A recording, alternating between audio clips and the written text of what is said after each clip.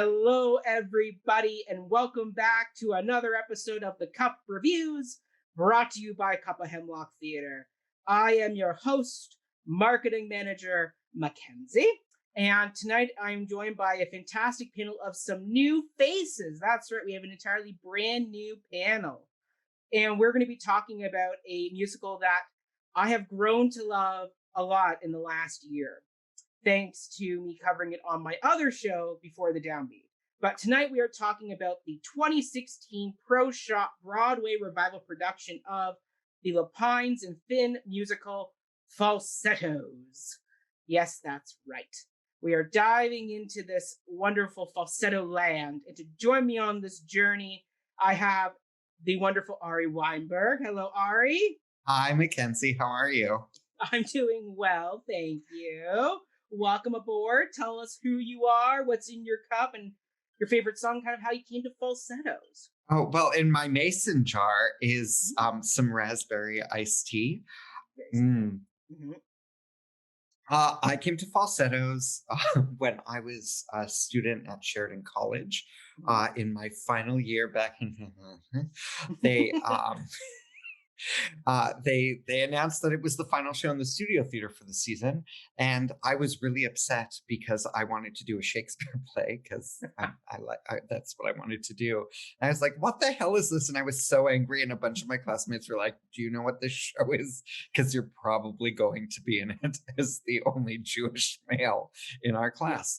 And so I ended up getting cast as Mendel, and then I now am currently the artistic and managing director of Winnipeg Jewish Theatre here in Winnipeg, Manitoba, on Treaty One land, and so in my third season, we produced Falsettos as sort of the cornerstone production of the company's 30th anniversary. And again, I played Mendel, and the interesting thing is I saw the Broadway revival because we had just gotten the rights to do it. So I flew down to New York to see it as a little research trip. And I was in the audience on one of the two nights that they filmed it for PBS. So I am one of the people responding to that recording. And I've seen it. I love the show so much. I also saw the Toronto production that they did at the Musical Stage Company several years ago. And yeah, it's the show of my people. I am always a Jew in a room bitching. So, yeah. And I also just have to take this moment to say I met Mackenzie on my third gig out of Sheridan College. Yes. I was doing Bye Bye Birdie at Talkers Free Theatre in Barrie. I was playing Hugo Peabody, and Mackenzie was playing Randolph McPhee. And so it's awesome to be here and to connect with you on this. And we did Merry Wives of Windsor, Men of La Mancha together too for Theatre by the Bay. I know. We did. Awesome to be here. I know. You and your scooter as Hugo Peabody was probably one of the best stage images I ever saw. It was perfect. You were a wonderful Hugo. Yeah. Bless. Oh, and what is your favorite song from Falsettos? Oh, well, as someone who has played Mendel twice, it would be A Marriage Proposal, and also because I used it as an audition song for years. Love it. Love it, love it, love it. Next, we have the wonderful Mark Bellamy. Hello, Mark. Hello, Mackenzie. How are you? Tell us about yourself. This is my first time meeting you. We really met 10 minutes ago via Zoom. So tell us a little bit about who you are, how you came to Falsettos, what's in your cup, favorite song. Right. Okay, 10 minutes ago, but you're already my new best friend. I come to this sort of, I think, probably through Ari, because Ari and I have known each other for 10 years? 7 years? I don't know, for a while. So I'm grateful for Ari, and we share a love of falsettos. So I'm grateful that Ari included me in this foray. It's great. I've been working in theater for longer than I care to imagine, over 35 years. And when I first started directing, I don't even know, in the late 90s. Okay, I guess I came to Falsettos first before I get to that part. I came to Falsettos as a young gay theater artist starting his career in the mid 80s, in the midst of the AIDS epidemic. Yep. And this show sort of surfaced as Falsettos. I knew about March of the Falsettos first, which was, I think, originally produced in '81. Yes. Yeah. So, but then when the fullness of Falsettos came around, I had been out of school for a few years and was working as an actor, and I just became obsessed with the music. I listened to the soundtrack endlessly. It was the music that when I moved to Toronto and lived there for a few years. This was kind of my landscape. And then several years later, about the late 90s, 1998, I was able to direct a production of it at Alberta Theatre Projects here in Calgary, which is where I live on Treaty 7 territory. And I had never seen it. And up until actually watching the recording of the last Broadway production, I have never ever seen another production of it. So and I was directing blissfully. I've never seen it. I was directing blissfully in an age before we had great access to interweb things and you could watch bootleg videos. So I, had the great fortune, I think, of having no frame of reference. So I just created the show the way I thought it should be created. And it was a fantastic experience, and it kind of kicked off my directing career in a big, bold way. So I'm always been very grateful for that. So that's kind of my brief history with this show. I gotta say, my favorite song is the one that always makes me cry, which is "Holding to the Ground," because I just think it's so perfect. I think it's such a perfect way to express what. And having lived through this time, like I lived through this time, it's how we all felt. Like it really is how we all felt. You were just like clinging to anything that could keep you grounded. So that's I think I love all of the music. I love all of it. But I think that one's the one that I always go to. And what's in my cup, which is really a glass, but is some homemade vanilla Earl Grey iced tea with a healthy shot of vodka. I love that. A perfect Friday night summer beverage. Beautiful, because it's stinking hot here in Alberta right now. So you must be having a Chinook. No, the prairies are having a heat wave. It's 35 in Winnipeg today too. Gross. But it's a dry heat. Yeah, that's me. Perfect. And then joining me from Toronto, I have the wonderful actor friend of mine, man who I drove around for a summer, Mr. Amir Hyder. Hello. Hi. Thank you for having me. Thank you for joining us, Mackenzie, Mr. this graduate is so much student. Fun. Yeah, I know. We'll get to that. Okay. But yeah, this is so much fun. Seriously, thank you for having me here. Thank you. So, little about myself. Yes, tell us about yourself, falsettos, your drink, your favorite song, all the goods. Love it. Born and raised in Lebanon, I immigrated to Canada in 2009 to study music theater.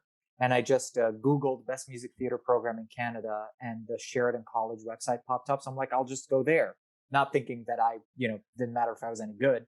So I went there, I studied music theater. I graduated in 2012, and I've been working as an actor ever since. Just, doing the starving actor thing. Most recently, I was in the Toronto production of Come From Away before COVID shut us down until we reopen, hopefully as soon as it's safe to do so.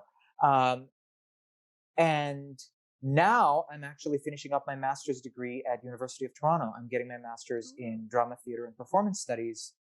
Awesome. And I'm like a week and a half away from submitting my thesis. So it's been a year. It's been a year. So I'm very grateful. Given, the industry that I'm in, that I've been able to, that I've had the opportunity to do something over the year that we've been shut down. So I'm very grateful for that.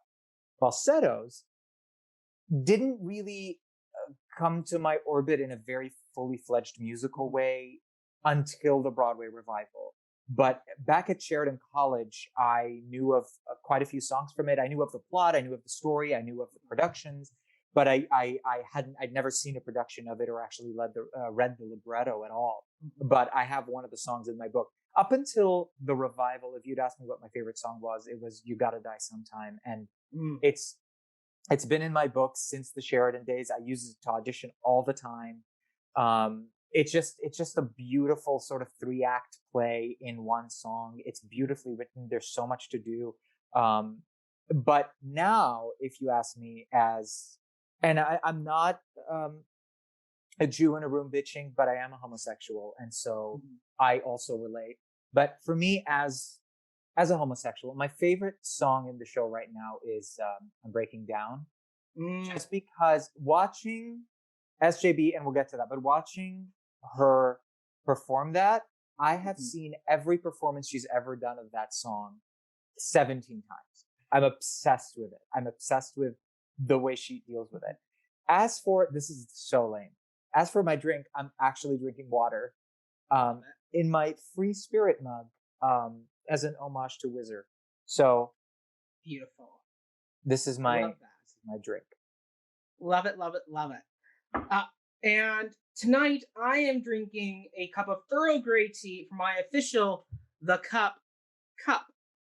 So there we go. And for me, I didn't know much about falsettos. I'd seen the Broadway revival Tony Award performance, and then I watched the PBS airing of it. And then I kind of left it, and then it was my co-host Autumn of my podcast Before the Downbeat who loves this musical, and so this was one of her early picks for us. It came up in season 2 as like one she really wanted to do. So I dove back into it, and I just fell in love with the story and the characters and the music, and it's now become easily one of my all-time favorite top 10 musicals to recommend to people, because everybody kind of because when you're talking about musicals that deal with this type of subject matter, a lot of times Rent comes up for people, and I'm like, no, forget Rent. This is the piece this is the piece to go in and explore. So much better. The characters are so much stronger in this, and give you so much more to dive into and chew on. And it's just gorgeous, and it's so small. Like I love how small it is. It just shows how it's a great chamber regional theater musical. And it's funny, like it comes and goes, and every time it comes it makes an impact, but then it kind of flutters away. Like both the original production in the 90s and then the revival, both are in about 500 performances each, so it wasn't a long lengthy run, but when it comes it really does pack a punch. So thoroughly enjoy it. And this is our second James Lapine musical, because our last musical we discussed was Into the Woods, so we are diving back into the world of Lapine. And which is Into the Woods is tied for me with Falsettos. Those are my 2 favorite musicals. They're very similar, and we'll get into this, but they are very similar in structure, and I attribute that more to Lapine than I do to Finn, just because he did this after doing Woods. So there's a lot of parallel structural things here. I look at and go, I see you, Lapine. I see what you're doing here. But let's get into this. So let's first talk about which character do we feel was best performed. And Mark, I'll let you start this one. Oh boy. That's for me. I would have to. There were 2 for me that really stood out because I really think they nailed it. One, of course, is Stephanie J. Block as Trina, because I think she's extraordinary. And Trina's an amazing role. Trina has like a really beautifully crafted journey. She has the best arc, the most complete totally arc of the entire show. She has the most emotionally accessible arc, right? She because I think a lot of what happens with Trina is she's, for a lot of people, she's the way in. She's the eyes that we watch this story through. But I thought Stephanie J. Block really did a beautiful performance. I also I can't remember the name of the actor, the guy who played Mendel. I have the cast list. Brandon Uranowitz. Yes. Thank you, Ari. The reincarnation of Chip Zien, even though Chip Zien isn't dead. But I also thought he was really, really managing the material superbly well and finding ways to just make it alive and conversational and grounded. And I thought those 2 performances to me were the most the big standouts of this production. Yeah, Stephanie and Brandon both had wonderful chemistry together. You could easily see why they would fall for each other and how naturally they became a unit and a great parenting couple for Jason. And just Brandon's relationship with Anthony on stage was just so beautiful to watch. It was a great stepson stepdad relationship, and that's something, and that's a dynamic we don't see a lot in musical theater. It's I guess it's not something we touch upon a lot, and it was great. They both were fantastic. Ari, who was your shout out? Brandon Uranowitz as Mendel is my top one, and Stephanie J. Block as well. And mostly because that's where it ends for me. Sorry, we'll get more into that later. I have lots of thoughts, feelings, and opinions. But right. And to the rest of the cast, if you're watching this, I'm sorry. Andrew Reynolds, we can still make out anytime. But yeah, for a lot of the things that both Mackenzie and Mark you just said, I thought they were the ones who understood the material the most, and I think 100%. It's and that they captured. I'll go into this, I'm sure, at some point a little bit later. Like what was really interesting to me, in doing the production at WJT was like there was so much that a Jewish audience mines from the show that a typical audience doesn't. Like having seen it a couple of times and performed in it once in mostly Jewish environments,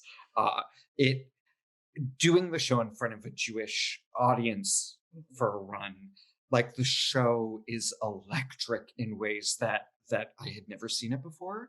And part of that is sort of the undercurrent of neuroses throughout the show.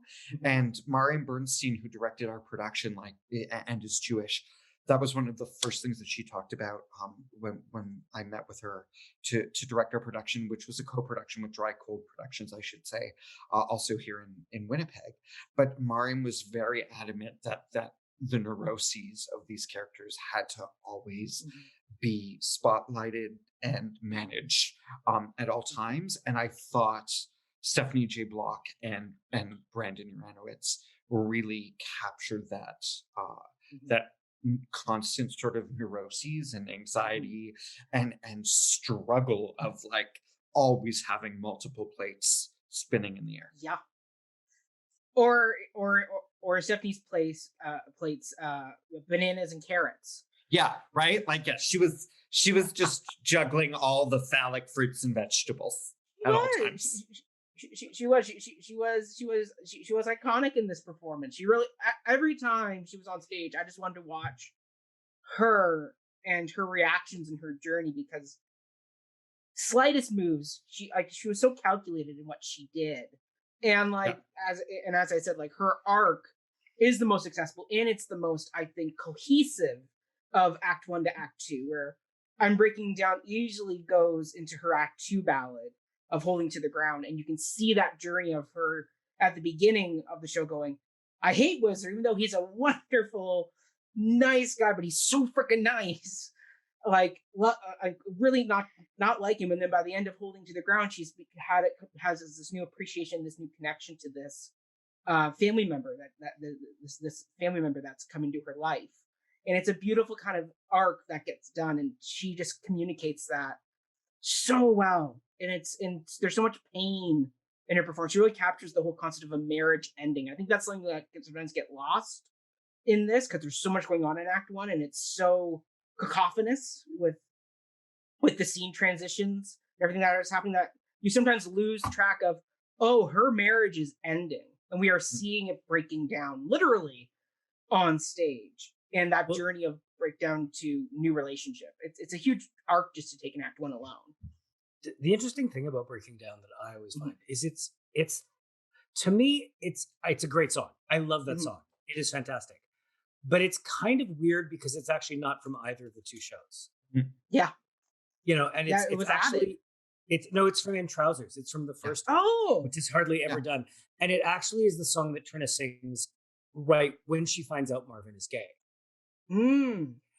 So it's always been, I love it, but it always feels like it's in a bit of a weird place for me in the arc of the story. It's like, because she's reacting to something that is old, right?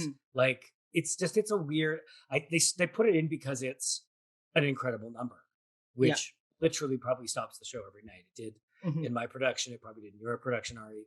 It certainly did in that one. But it makes her arc a little too, for me, it makes her arc a little too bonkers.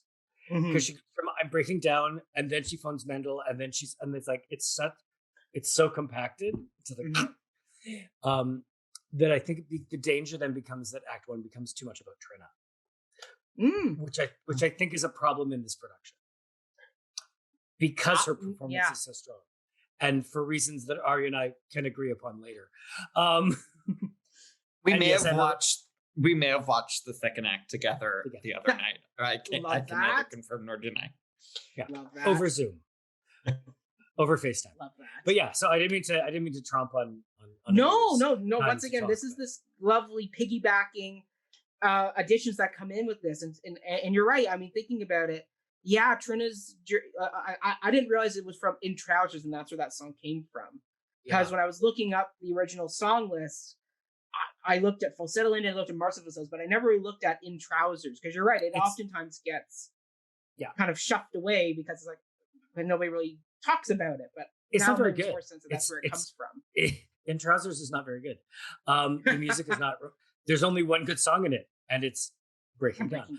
But yeah, so it sits for me in a weird place in Act One. It's like, have you dealt with this? Have you not dealt? Where are you? Yeah. It makes her journey a little wackadoo. But it does. It does, because we're talking, because you go from, she has the first meeting with Mendel, and then she's back, and now we're somehow cooking dinner, and it is.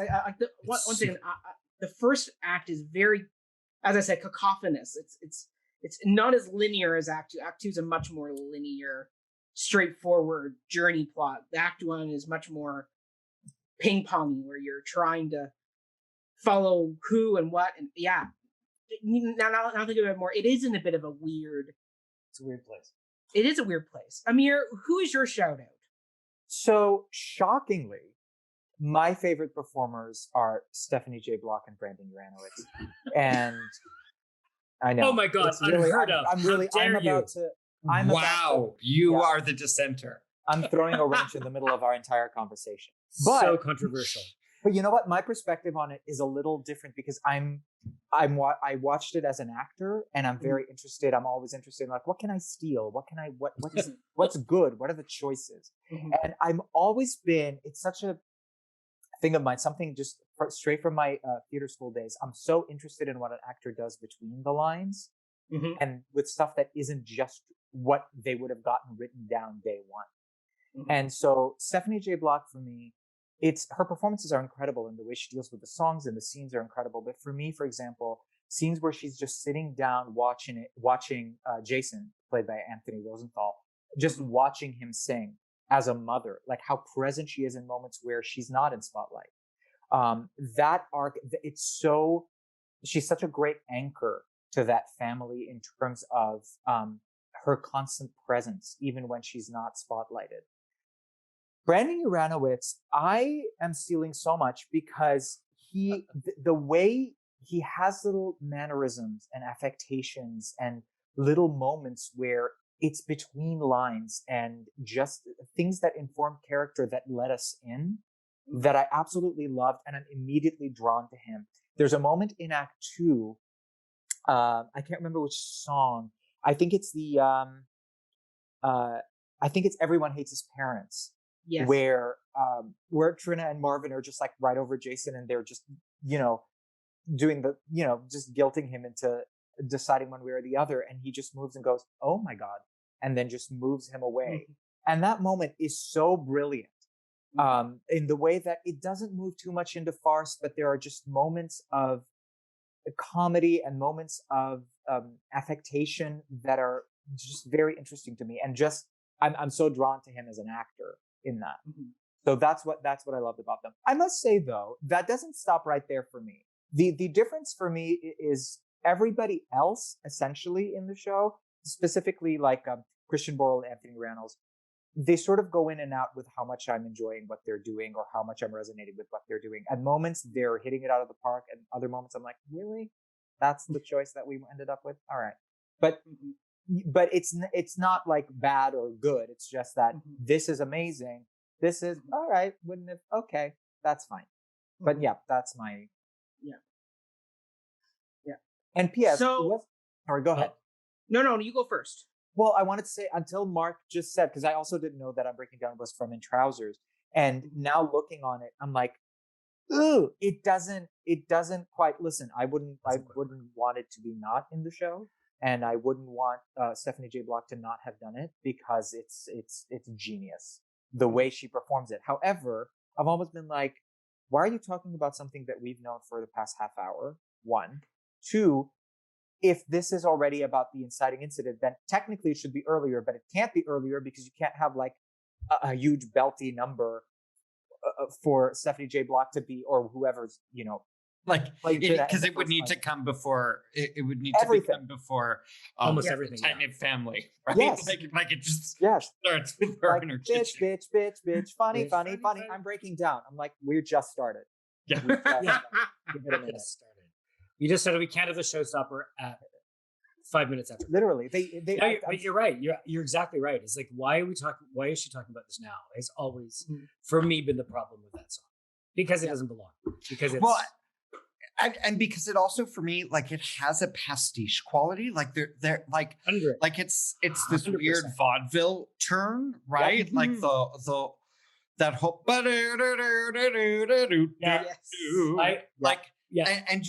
so it doesn't live in the world, and it's weird because it actually also doesn't live in Trousers. Yes, I'm loving this, but I'm going to shock you all because I have a different shout out.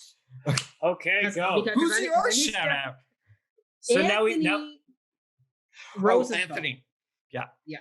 I have to give it to he is a kid actor, so sometimes he was a little wooden, but he's a kid, like a preteen kid, and I've been there, did that growing up, and I was like, he's playing with right.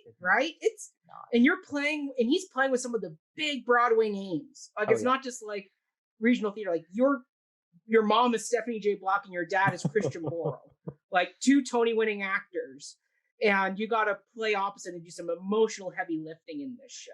And he did it. Like he differentiated his 2 versions of Jason from Act 1 to Act 2. He got that 2-year gap in time physically. Like if you watch him in Act 1, he's much more turtly and shrunk, and then when he gets to Act 2, once again he's becoming the man, right?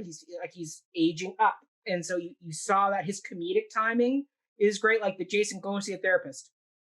No, it was like he got it. Like he was earning genuine laughs in this, and his little squeal when he does the flip with Brendan was so sweet. He just did a great job for me, and I just went. So I have some goss on his performance. Okay, is that so they filmed this during the closing week. So I have a friend who saw the closing performance and had tickets to it, and he didn't get to finish because he was incredibly sick. Like he was under like he did Act 1, and then they came out and they were like, it might have been the Saturday night performance, not the closing one, but it was like a thing where it was like the final weekend, and they came out and they were like, at intermission, they're like, the role of Jason will now be played by Bobby Berkowitz or like whatever, and Harry Butler, like oh my gosh, yes, the role, Andrea McCardle will be Oliver Jacob in the second act. Andrea Martin. Yes, right. I would pay money. I would pay money to see Andrea Martin play Jason. Oh my god, that would be a brilliant performance. But so but a similar thing is like I had friends who had seen it earlier in the run. They were like, the Jason's amazing. And when I saw it, I was like, he just seemed a little under at times. And I wondered if like whatever it was also during the weekend. He was like, I am going to tell my immune system to stay in place because I am going to be on this archival video. Like, come hell or high water. That poor kid. I agree. He did like that. It's a lot to ask of a young actor. The joys of theater. The joys of theater. And I forgot to say what my favorite song was. Oh, Baseball Game. That is my favorite. I mean, I do love Father Son, but we'll get into why it's kind of moved down my list a bit. But the Baseball Game is still one that I adore because I was the Jason kid playing baseball growing up who could not hit the ball. Yeah, right. Okay, I'm glad we all have this. Did not connect once. Right. No. So I was that kid because I got sent to outfield, I think is what it's called. Because I would sing and dance, like because I literally would not be focusing. I would be singing show tunes and coming up with dance routines. So I was sent to outfield because the ball never came there. See, I actually did connect with the ball on my first day with that freaking pitching machine. It hit me in the throat and in the hand twice. And that's why your voice changed. That's why you went to a bit. Wow. I'm ready. I'm being Arthur now. Good. Yeah, exactly. But I did end up hitting the ball eventually. But just watching that Anthony swinging that bat in that song was it brought back many memories of my poor dad sitting behind the dugout yelling, "Swing, swing, Mac, hit the ball!" And then finally when I did hit the ball, he wasn't there that game. He was away on a business trip. Oh. But don't worry, we still have the phone message of me calling him saying, I got it. So there we go, though. But all right, let's get into what was our favorite element of the production, whether that is design, casting, direction, whatever that might be. Amir, I'll let you start this one. Oh, okay. So here, I have to be, okay, I'm going to be honest, because I grappled with this question a lot. Mm-hmm. I have such a love-hate relationship with almost all design elements of this production. Because the set, I love it and I hate it. The direction, I love it and I hate it. The score, I love it and I hate it. The casting, I love it and I hate it. And I'll explain why as briefly as I can. The set, it's just very like, I kind of say like, I don't know what I say, Jonathan Doyle, like just very like 2006 Company or like, like just give me very like basic, like small budget, but like, oh, this Rubik's Cube makes a million different sets. Then it just made it about the set and not about the story a little bit. And I was just wanting to see the configurations. It made it a little more impersonal, more gray. I didn't know always where I was or was very, but at the same time, it's a very intimate show and it's a very personal show. And and as much as I personally don't like that they introduced two characters that I've never met in Act 2, but I understand because it's two one-act plays, right? But the fact that I like the familiar, and because it's narratives of people that we're going through across time and we're trying to build a solid connection with their arcs, the idea of the set being part of the same pieces actually adds to the familiarity and the intimacy of it. With the same thing, the direction is brilliant because James Lapine is James Lapine. And there's so much brilliance in what he does, in the intimacy of it, in the way the lighting is done, the way that everybody's blocked. And then I'm like, the 4 Jews in a room bitching, like, what happened to the why was that the costume choice? And then what is happening with March of the Falsettos, where they're wearing like little helicopter hats, and it's just there's so much bizarreness to that I'm so confused. And so all the elements of it, and same thing with William Finn's score for me, where there's so many elements of it that are just beautiful and so much that works, and then there's so much where I'm like, okay, I can see this where I'm coming a mile away. And I don't really understand, like, what's March of the Falsetto? Like, I don't know what that means. I don't know why it's there. I don't understand. Like, I try to make meaning of it, like you try to do with performance art or like an abstract piece of theater. But in something like this, that's quite literal and sung through, I'm just like, I'm connecting to half of it, and I don't like connecting to half of it because the stuff that works so strongly. So So to answer your question, all of it and none of it. Love it. Love it. Well, I mean, I've always thought March of the Falsettos number was almost like a dream sequence. Like, and especially with like the neon-y, weird pink elephants on parade design that they had in that moment. I was like, Right. okay, dream sequence. Once again, I'd never seen the original show. I wasn't until like last year I kind of came to watch it. So I was like, yeah, the score in the story is very rocky for sure. But I will agree with you, Amir, about the set. The set was my shout out by David Rockwell, because I just love the Rubik's Cube. That brilliant multi-piece comes in and out and creates so many beautiful images, from that haunting tombstone at the end. Is stunning. That was incredible. That was a beautiful with the chest right piece. That was gorgeous, right? Like that one. And then also when Marvin punches the blocks and they all come tumbling down, that moment I was like, I want to do that now. Like I want to go punch those damn blocks. It looks like so much fun to boom. I think Ari and I both have a similar reaction. Like, I was questionable for me that moment. Questionable for me too, for a lot of reasons.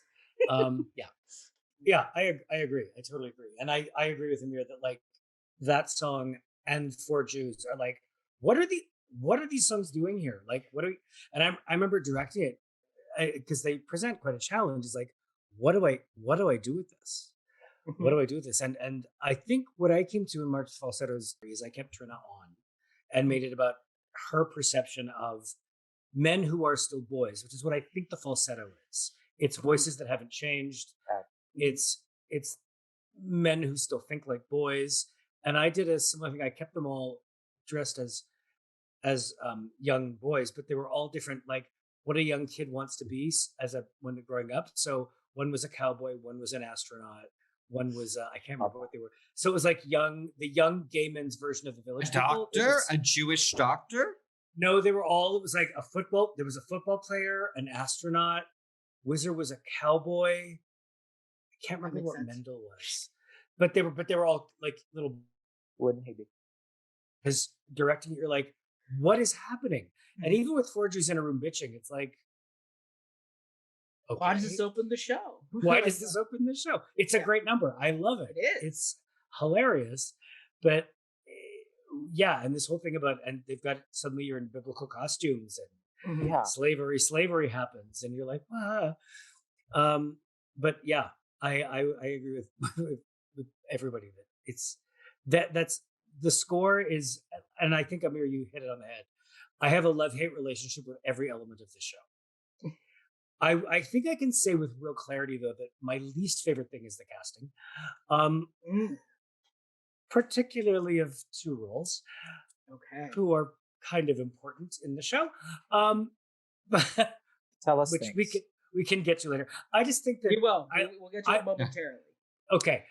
My favorite, like you, I think if I've had to pick a favorite element, it was the design, because it's a very hard show to figure out, especially because it is 2 1-acts, and it takes place in 8 zillion locations, and you've got to do some, like, pull off some crazy stunts and do these things. But I thought the design choice, the Rubik's Cube, was really good.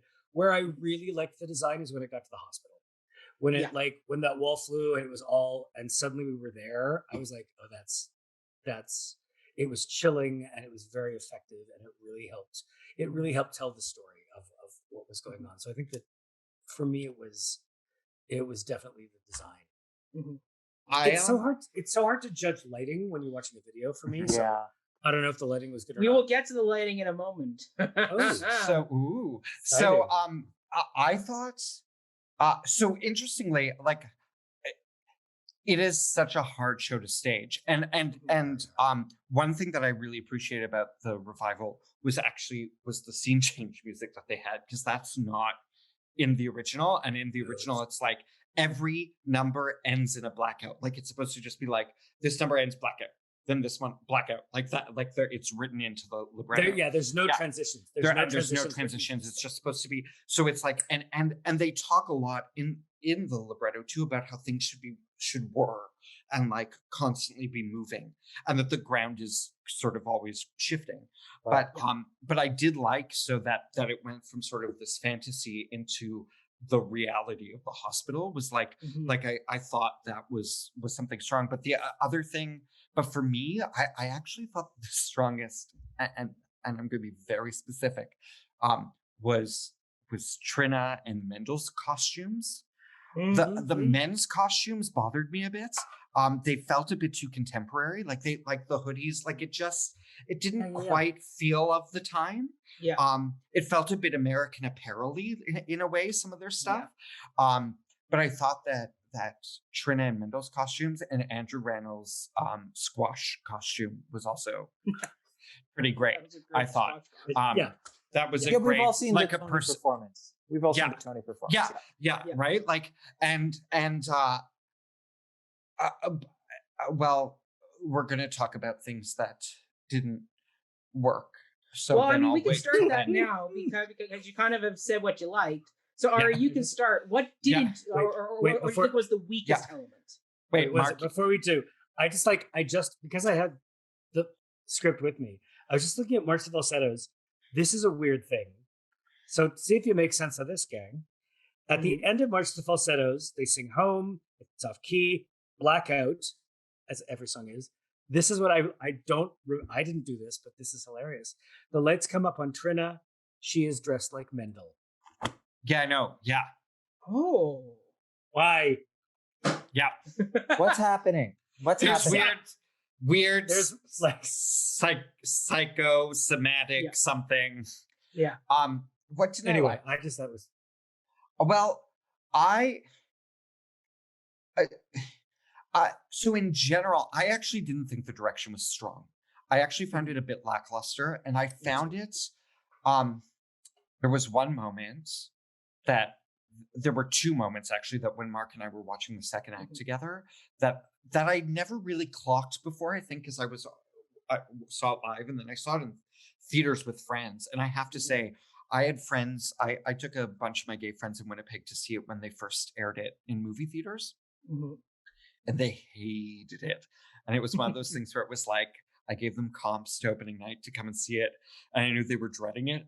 And after they saw our production, they went, oh no, we liked it more. And and part of that, and I'll leave it to Mark, is I think some of the performances. But I think for me about the direction, the whole thing feels contemporary. Like it is a period piece. And I found Betsy Wolfe, who I normally really enjoy, but a lot of her line deliveries as Cordelia were contemporary comedy deliveries. And like, although like, oh yeah, and like especially the part when Dr. Charlotte goes for the first time in months, nobody dies, and she goes, oh yeah, and it's like, she's saying for the first time in months, no gay men died of this cancer that is killing them. Like, this is not the moment to have a fun comedic thing. And then the moment in What More Can I Say, when he looks under the covers at Andrew Rannells and right? And I hated that. Yeah. And so it's like, there was just so much that I went, you're not playing the time, like you're not playing the stakes and the emotional core of that period. And so it just felt fake. They spoke a lot of the lyrics, which like awesome, great. And they were late in the run. So for the sake of their notes, maybe they had to, like, who knows? But like, there was I rarely felt, other than sort of Stephanie J. Block and Brandon Uranowitz when they were with each other, I never felt like Christian Borles and Andrew Rannells were connecting. I never felt like Stephanie J. Block. I didn't feel like Christian Borles connected with anyone. Like, I just kept going like, you're not actually, like the subtext is missing. There's no emotional underpinning to so much of what is going on. And same, like the lesbians are devices. They are hard, tricky roles. They just needed to figure out a way to get AIDS on the stage. And they went, let's throw in some lesbians. And one of them's a doctor. Well, apparently the reason why they're there was because I think it was Lapine or Finn, one of them, when they were writing this, wanted to get the like the lesbian perspective into the story in the second act as like a homage to all the lesbian women who were there helping the gay men. But like, I agree, they show up randomly in Act 2. And Yeah, and also, you're thinking about yeah. contemporary. Lapine actually gave an interview before the show opened, and he said his biggest concern was that the piece didn't have the same impact anymore because of the time difference now, and the fact that a lot of people had moved forward from AIDS. Yeah, but I think he cheapened it too much. Yeah, I think the thing is that the thing is he just like, I just watched in so many scenes and went, I have no idea. Similar to what Amir said, I'm not sure what motivated that choice. I don't understand. I also felt it was all a bit too static.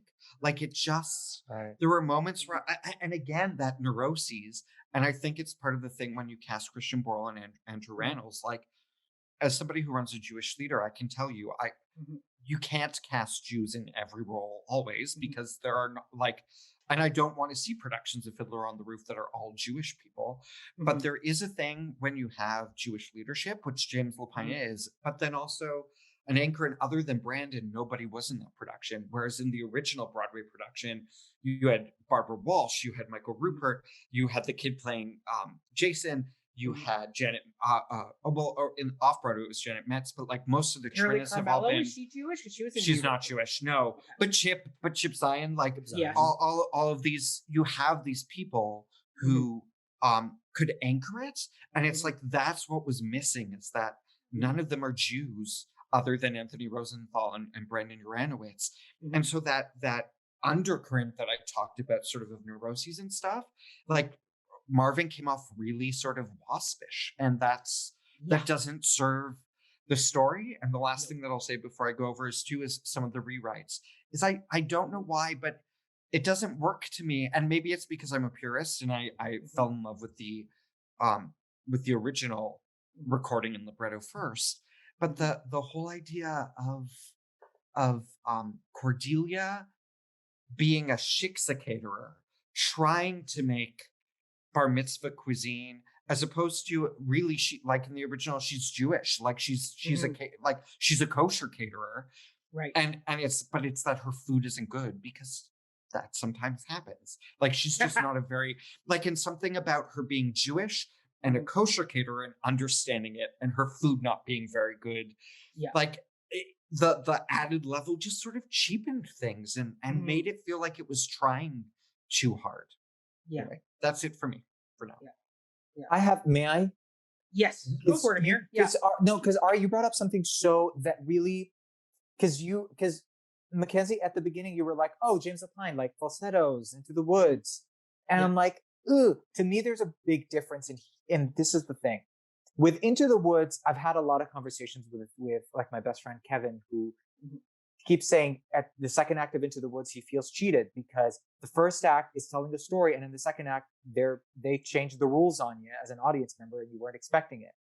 But that's what I like about the second act. But the thing is, but here's the thing. For me, the reason Into the Woods works for me is because the characters are the same throughout. So you've already established your relationship with them. You've already connected to them. You already understand them. You've gotten in deep with them. And then even though the rules have changed, they haven't, and the rules have changed for them too. So they get to be a conduit. In Falsetto Land, they just introduce two new characters at the beginning of the second act and do absolutely nothing to sort of connect you to them. You just are. If it's just a one-act play, I understand, because you're introduced to them the same way everybody is. But now you've been with this family for the entirety of like an hour and a half. You're connected to how they are, their relationships. Why do I care about these two new people coming in? And I should care, but they've done nothing. They've done very little to get me to care for them in time to catch up. Does that make sense? Well, and Amir, part of that is also the flaw in the writing of the play is that you rarely, until the bar mitzvah at the end, and like when she sings something bad, and like the 2 seconds in Jason's bar mitzvah, not only are they new characters, they're totally isolated. You never see them interact with any of the characters from the first act in a meaningful way. exactly. Mhm. Yeah. I guess in the baseball game, but again, it's Well, so they're off little. doing their own thing. It's kind of Sondheiming, where like they're sitting in the bleachers alone, having their own mini conversation. They're not really. I guess they staged it so like they show up with Marvin, but it's like there's no scene that was added to kind of set them up. Like if anything, I would just cut Cordelia, keep the doctor, and just have the doctor show up as and the hospital. Like what's his name? Wizard collapses. The very next moment could be something bad is happening because this doctor is in the hospital watching this, and all of a sudden Wizard is brought into her, and there you go. Like, to be honest, I think that's all that's really needed, because you're right, they're so isolated and they're so at it, and we'll get more into this cohesive, weird weird 3 1-acts made into one musical, and how that kind of doesn't really work. We'll get into that more. But Mark, I know you were biting at the chomping at the bit with what you wanted to say about the casting for this as your weakest element. So Yeah, give it to and us. I think it's kind of Ari's touched on it already. Is Christian Borles and Andrew Reynolds, both of whom I adore as performers. Like I love them both. I've seen them work in other shows, and just been madly in love with them. So I was really excited to see what they did in this, and I was very like Ari said, it's just they don't really work, and I think part of it's the casting, part of it's the direction, because it's hard to like Marvin and Wizard because they're both narcissists.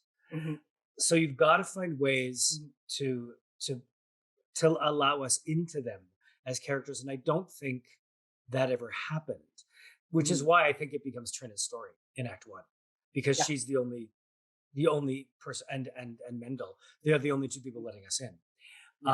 One of the things that when I was thinking about this morning, and it's an analogy I use often when I'm directing, is that a boiling pot with a lid on it.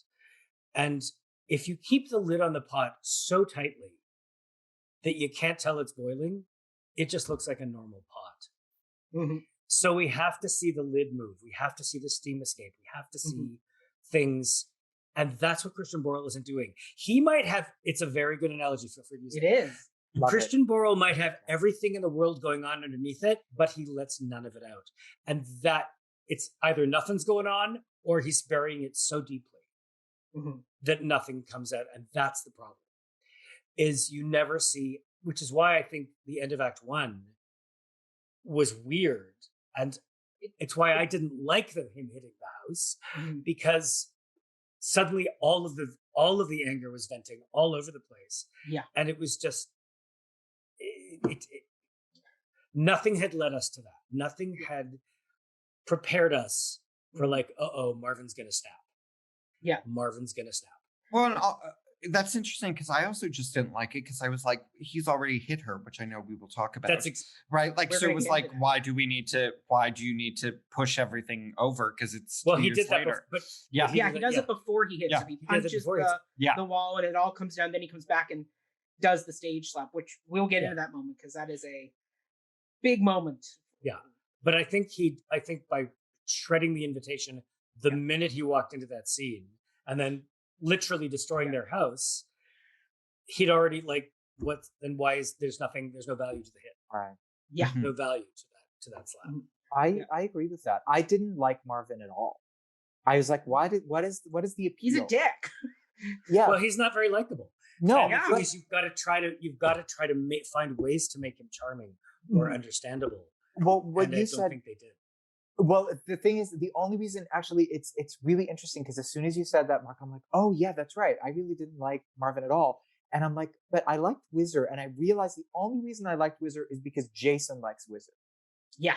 Not because of Wizard himself, but because whenever Jason's like, I need Wizard's opinion. I need him to come talk to me. And the fact that Wizard's like Jason's friend and that he's so good to him, that's the only reason that I connected, because I love Jason. But other than that, Wizard's like, I'm like, I don't, and that's, I think, also a little bit in the writing where I'm like, I'm not getting enough of these characters to know who they are. He doesn't have a big arc, Wizard. No, but he goes from Act 1 to Act 2 without much of a change. But he does. He has, it just wasn't realized. In games I play, that's where it has to happen for him. Right. In games I play is where you actually have to see Wizard rip open the shell that he's built around himself. He's a bit of a Mhm. rent boy, really. He's a bit of a gold digger, I think. Yeah. And you've got to actually see him unmask himself in games I play and become vulnerable and deal with a bit of himself. Then you go, oh, okay. But if he doesn't do that, and Andrew Reynolds didn't really, I also don't think and Ari and I talked about this. His voice isn't right. I want voice to is talk not- about that for Christian Borles too, but go Yeah, for Andrew Reynolds first. Andrew, it's not a warm tenor. It's a kind of a strident tenor, which works beautifully in the Book of Mormon. It does. It's like it's perfect, but it's not like vocally. It doesn't bring you into him. Mhm. I think about Christian Borles. I think it's that too. Like that's what I was going to say. Is an interesting casting piece, like for me for this show, that I never would have thought about.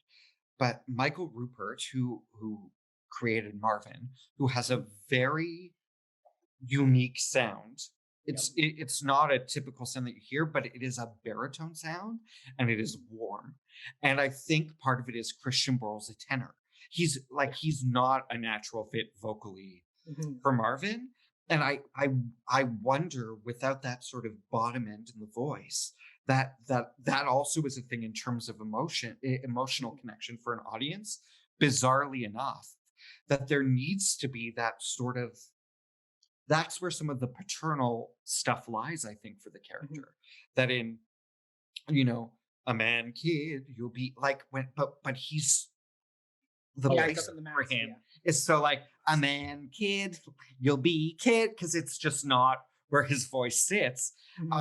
And it's sort of, it's not right. I like, they needed someone, I don't even know, but I don't know that Will Swenson would have been right either, but someone, or like a Raul Esparza, who's also a tenor, but he has that a different quality in his sound, right? That I just think, no, because like Will Swenson's a wizard, or a wizard. But like you needed a Gavin Creel for me as a wizard, right? Gavin Creel has that kind of like warm, rich tenor sound. I think for that, but it's so interesting to me that like voice type, I think in this play really does matter too. It was the same thing for me with the Dr. Charlotte. Is something bad is happening, being belted like that actually like also robs the number of some of its emotional charge. Like it's secret. There's something secret about that song, right? It's a discovery. It's a discovery, and you can't belt a discovery. No. Yeah. Sorry, Tracy Toms. Yeah. Like a mix. Well, which again, too, since we're talking about things we don't like they're again, particularly Cordelia's costume, like with that little crop top, the Hawaii crop top, like that's what I looked at, and I was like, that's like, again, you're gifted with the 80s. Give me some good shoulder pads. Like I Beverly just was Goldberg. I just Wendy. oh my gosh, totally right. Give us the mom from the Goldbergs. Like where is that?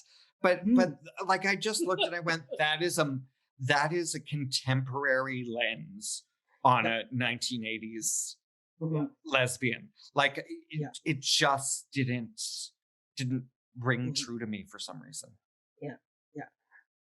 I will say, on top of the casting and some of the story stuff we've talked about, but the one element that I particularly didn't like was the lighting.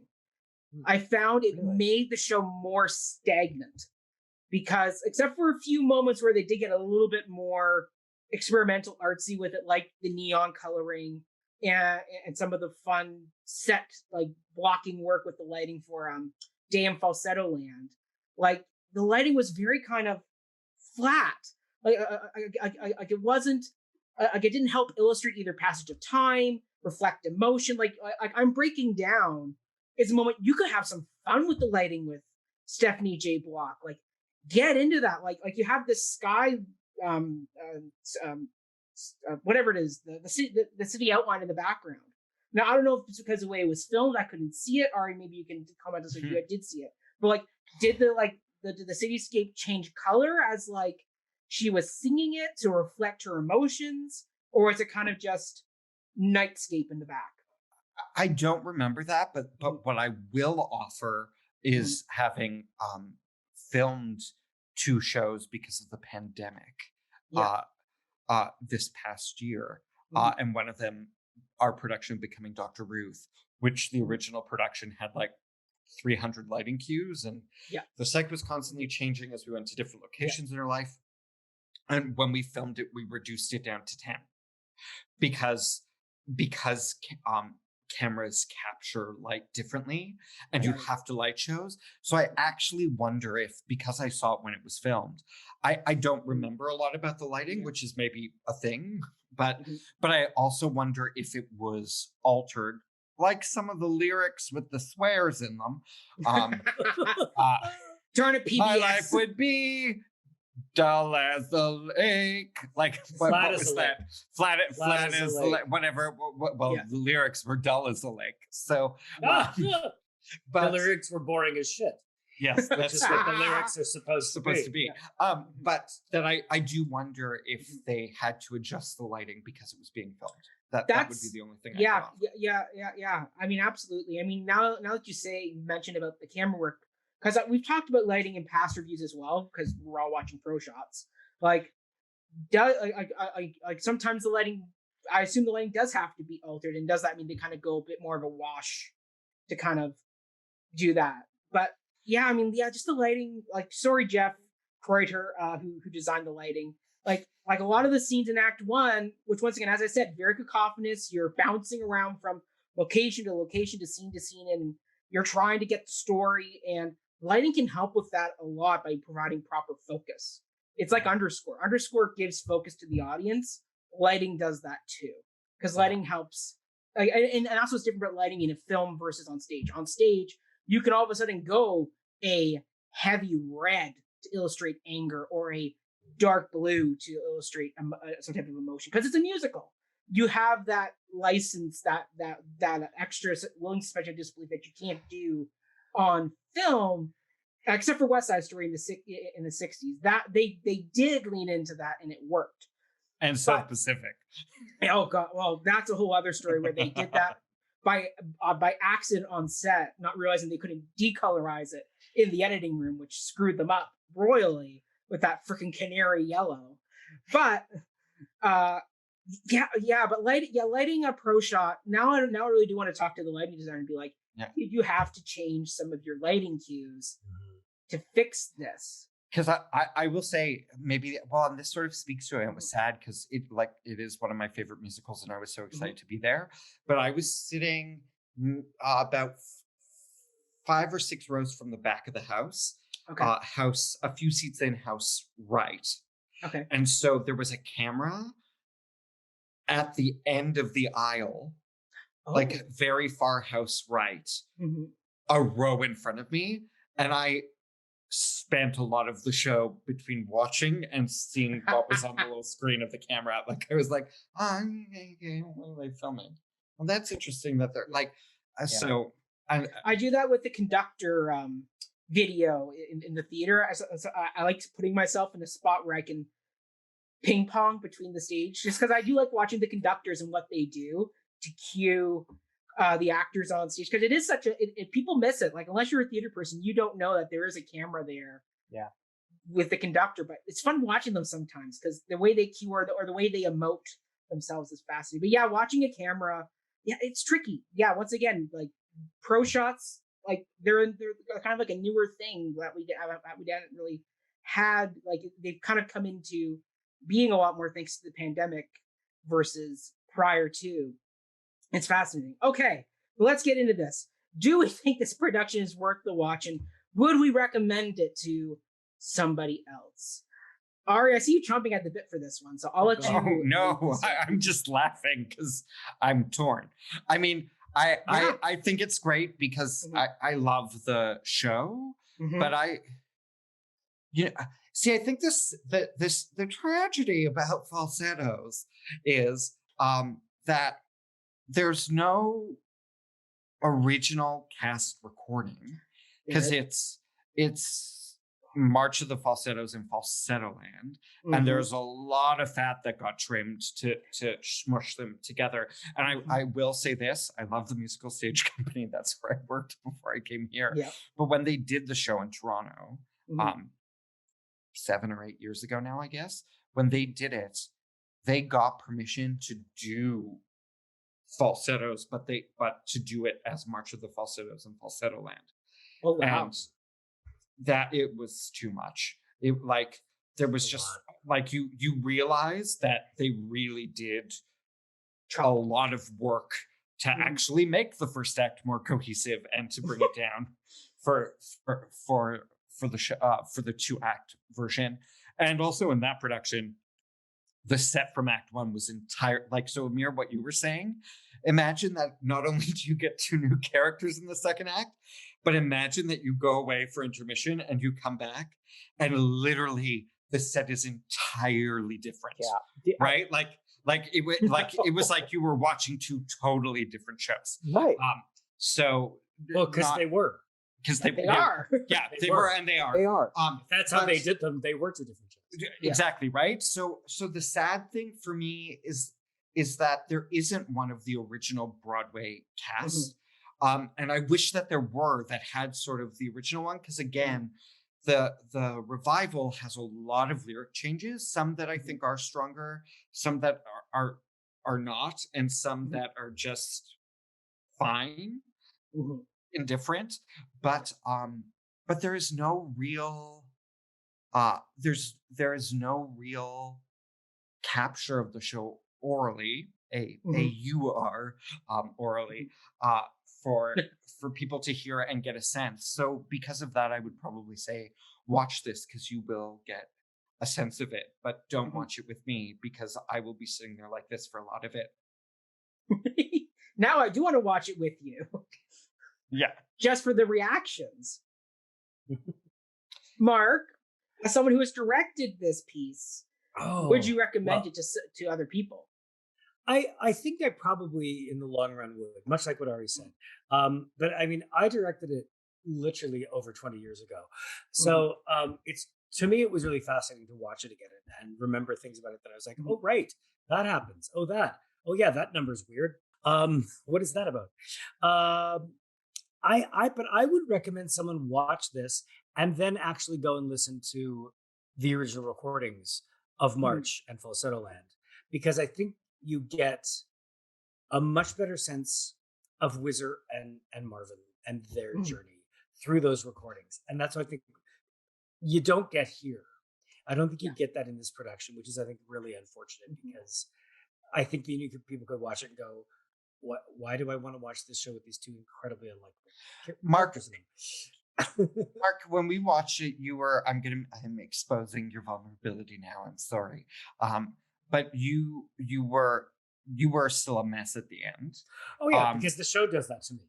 And part of that is also remembering. Whereas when I watched it on Broadway, I was not super emotional. I remember like, do I have no heart anymore? Has it been removed? Right. And then whereas when we did it, I did find it very emotional. It was hard to get out the final words of the show. Oh yeah. Well, I mean, in contrast, I cry at the drop of a hat. I cry at a Kleenex commercial. But when I directed the show, I couldn't get through. Like, I could barely watch it. And I remember, I think I was saying to you when we watched the second act that, when we got to the end, and Paul Gatchell, who played Marvin in my production, could barely sing "What Would I Do." He could. If you're in the show and you're connected, by the time you get to that number, it should be almost impossible. And Christian Borles just kind of like tossed that off like it was, I don't know what. He was that still pot. He was, it was like no one had turned on the oven, no one had turned the stove on, and it was just like, is there even water? Is there even water in this pot? Could someone take the price tag off the pot, Christian? Oh my gosh. Yeah, but I think I think it is an important show in the lexicon of work. There aren't a lot of musicals that tackle this material Mhm. really. So I think it is important, and I would say to people to watch it with the caveat that, to get the real relationship, listen to the original recordings. Yeah. Amir. I would say, yeah, I would recommend it with a few disclaimers. Because I think the stuff that works beautifully, and I think I will watch any live musicals that have been filmed. There's good in almost all of them. But for me, it's there's a lot of good in it. There's a lot of beautiful stuff in it. I think there's a lot of beautiful stuff in the writing and in the performances and in the direction. But I also would be like, it's just, if anyone who's watching, I'm like, watch it. This is important. It deals with stuff. The music's beautiful. However, few weird moments, few weird casting things, few weird direction things. You should know this. This is the environment that it was like. So it would be like, you watch out for this stuff so that it doesn't. Because I remember the first time I watched it, I really didn't know the musical. I watched this filmed version about 3 years ago, the first time. And as soon as it got to March of the Falsettos, I'm like, what the fuck is happening? Did they cut a scene? Did I miss something? No. I'm like, what is going on? Like, why the what? Well, I thought I was watching I thought I was watching one kind of musical, and all of a sudden it's like, and this that was it. That was it when I first listened to it, Amir. Like when they were like, and you're doing like no Nanette and company and falsettos, and then I was like, okay, and somebody in the class had the recording, and I put it on and I listened to Four Jews in a Room Bitching, and I was like, okay, and then it got to Tight Knit Family, and I was like, sure, and then it got to Love Is Blind, and I was like, I don't know what I'm listening to. Like I couldn't. I found it so hard to get through. Yeah. So yeah, it'd be like, watch out for this stuff, but yes, I would absolutely, yeah. So I agree with you, Amir, because I was thinking about this where it's like, would I show my parents, who are general audience goers, like they're not theater people, they come out and see shows, but mainly my dad would come out. I take my dad's, but I would definitely do caveats because he would think the whole March of the Falsettos would be weird. Like I could bring him back to my days at York when every piece would end with somebody taking their pants off. And you'd be going, Mac, I don't understand these university pieces. Nobody's telling me why this piece is happening or what the heck is going on. And he's very much against those types of pieces now because of his trauma from York, sitting through all those types of shows. So you definitely got to do caveats. But once again, this pro shot has the corner on the market because there's nothing else to show people. And when I'm trying to tell people, listen, there is a better show that covers this type of topic and has way better characters than Rent, and it's falsettos, but the only one you got is this. And it's a bit of a mixed bag. I do love this musical. I do love the story that it tells. I do love the characters. I do agree that Christian Borles and Andrew Reynolds didn't quite do their characters justice, but you can see that there's material there. You can see that these characters have potential, and the story has so much potential to be something so beautiful, and it deserves to be seen by more people. So yes, recommend it, but with the caveat, and listen to it again with the other added materials because then you get the full picture. Okay, let's get into some play questions.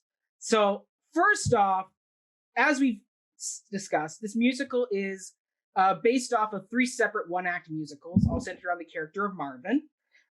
So I think we kind of answered this, but do we find this combined musical is cohesive?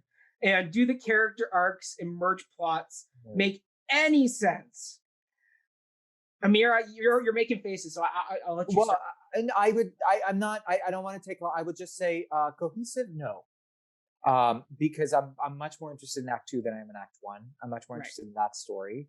And that's a story. Like the story of Act 1 ends, and that's that. And then Act 2 is like, here's another story. Just a lot of the characters happen to be the same. I also, it just doesn't, I don't understand why these two go together. Like, why do what is the link here? I don't see a link. Yeah. And do the characters in the merge plot make sense? They're the same people, but I'd rather just see like a larger version of Act 2 is what I would Agreed. Ari? Oh, Mark, you go first. Okay. Mark, take it away. I would say is a cohesive no.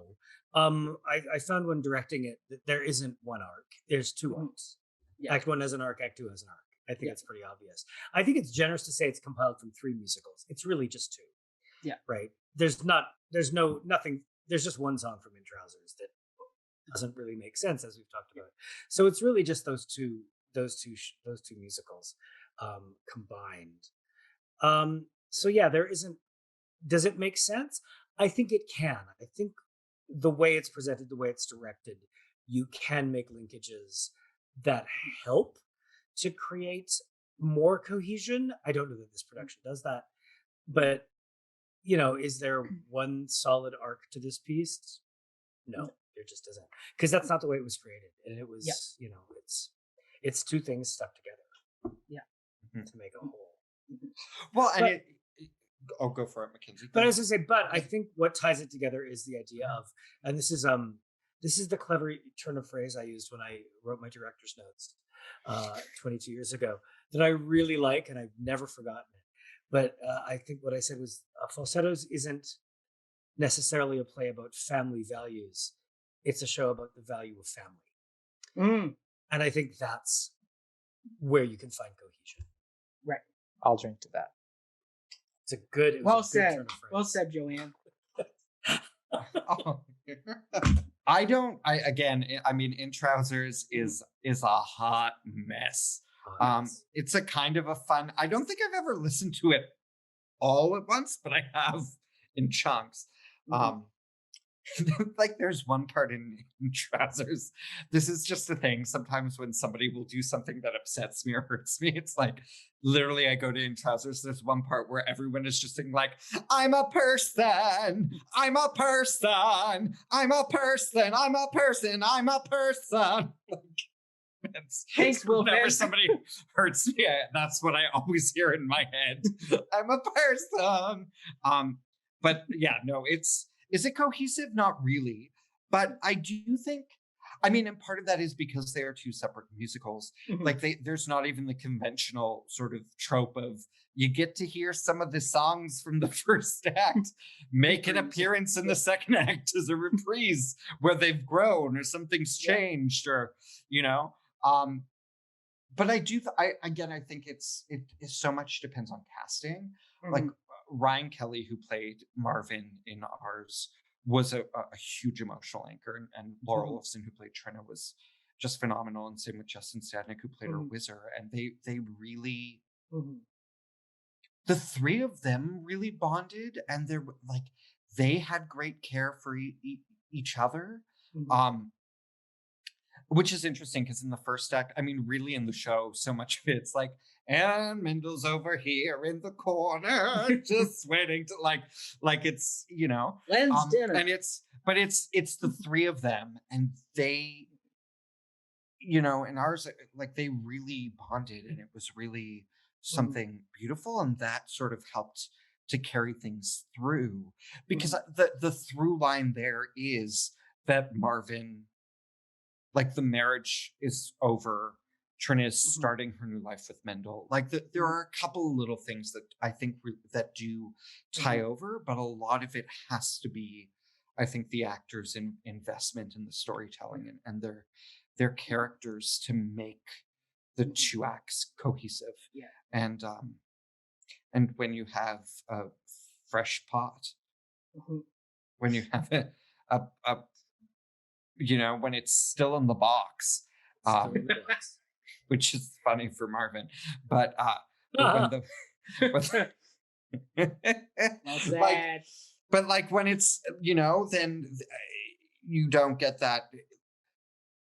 I think there is emotional cohesion. I don't, there's not storytelling cohesion. Yeah. So this is where I get into the trickles of Lapine showing up, because the way this is structured, where it's kind of two separate stories, is very Into the Woodsy, where Into the Woods Act 1 ends happily ever after, and then you pick up in Act 2, and really the main thing that carries over is the characters. That's the main thing that carries over. Like, yes, the one lone bean is the other big connective tissue, but for the most part, you're starting Act 2 with a new story, which is why the film version by Rob Marshall didn't really work, because they didn't adapt that well.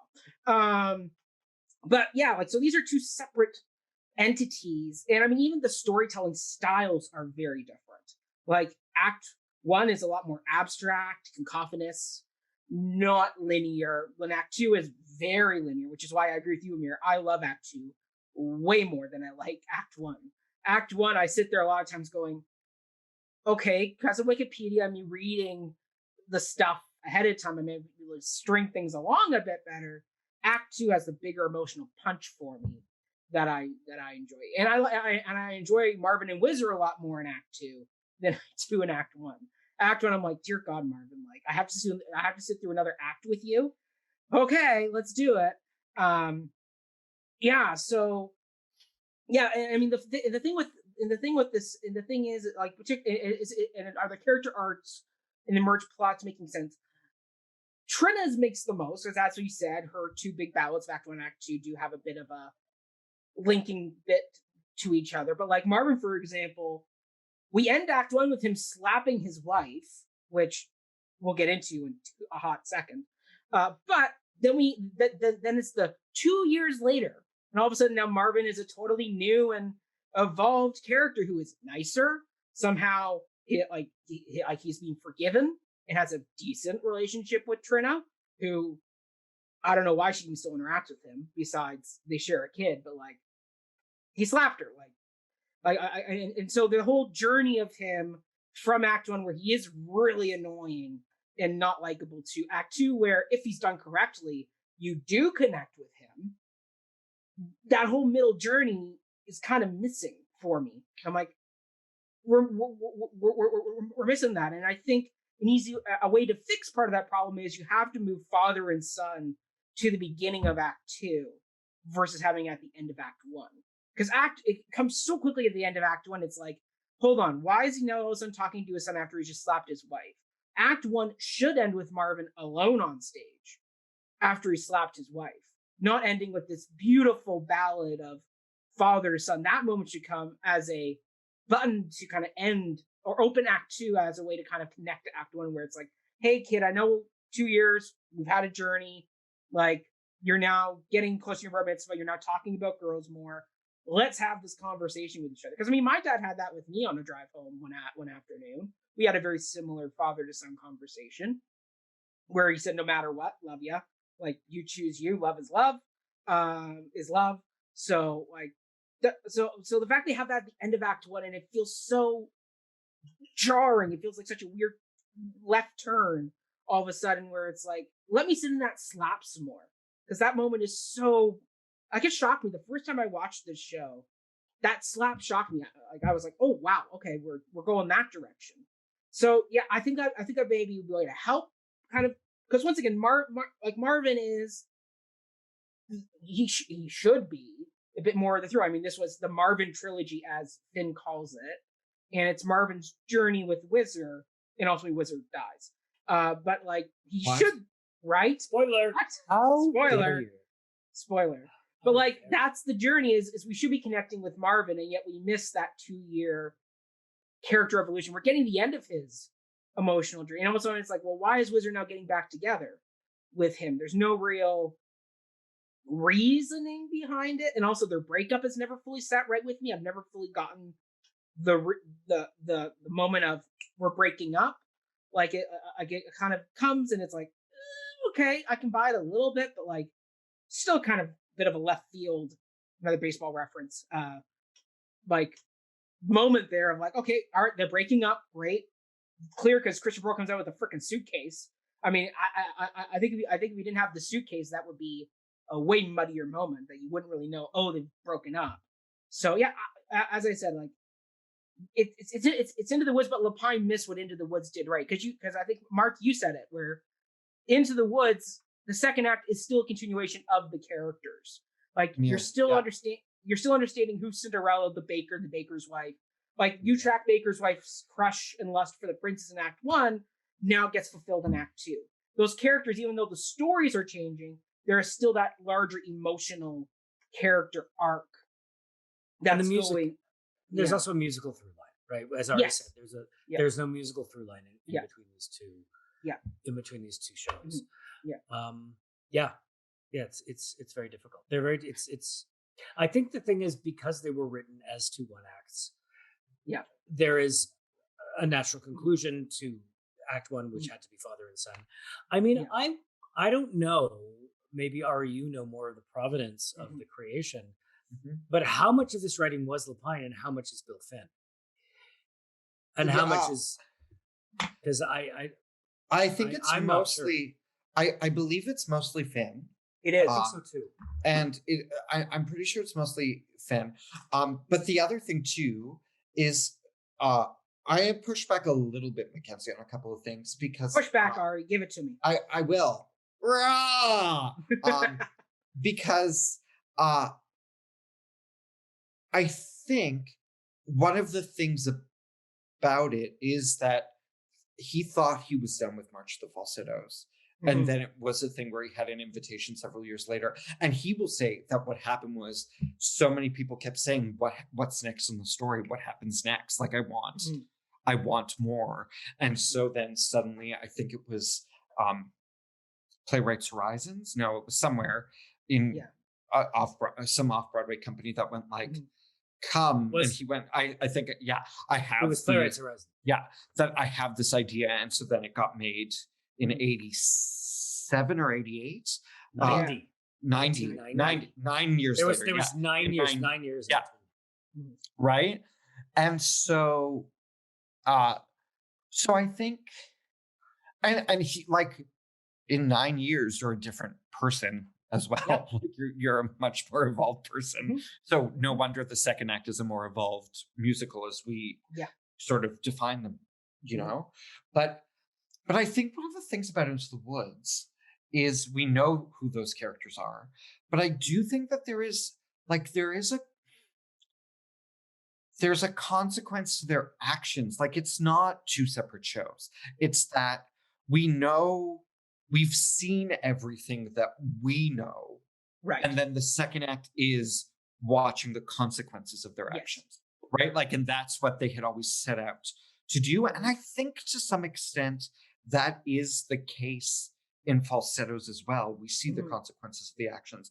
I think the slap is messy. I also think dramaturgically that if you ended Act 1 on the slap, nobody would come back after intermission. So they have to do something to wrap it up. I actually will take back what I said earlier. I mean, I love performing A Marriage Proposal, but I do think I Never Wanted to Love You is actually my favorite song. Like, it's the most satisfying, and whenever I'm in a bad mood or feeling like nobody will ever love me, I go to that song and cry on my couch. What was I doing at 3:00 today?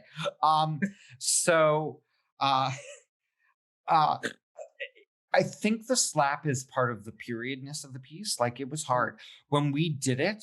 Like, the Winnipeg Free Press, like, slaughtered our production in its review because it could not get, like, it was just this thing of like, it's a misogynist musical. Trina is treated like crap for the entire first act.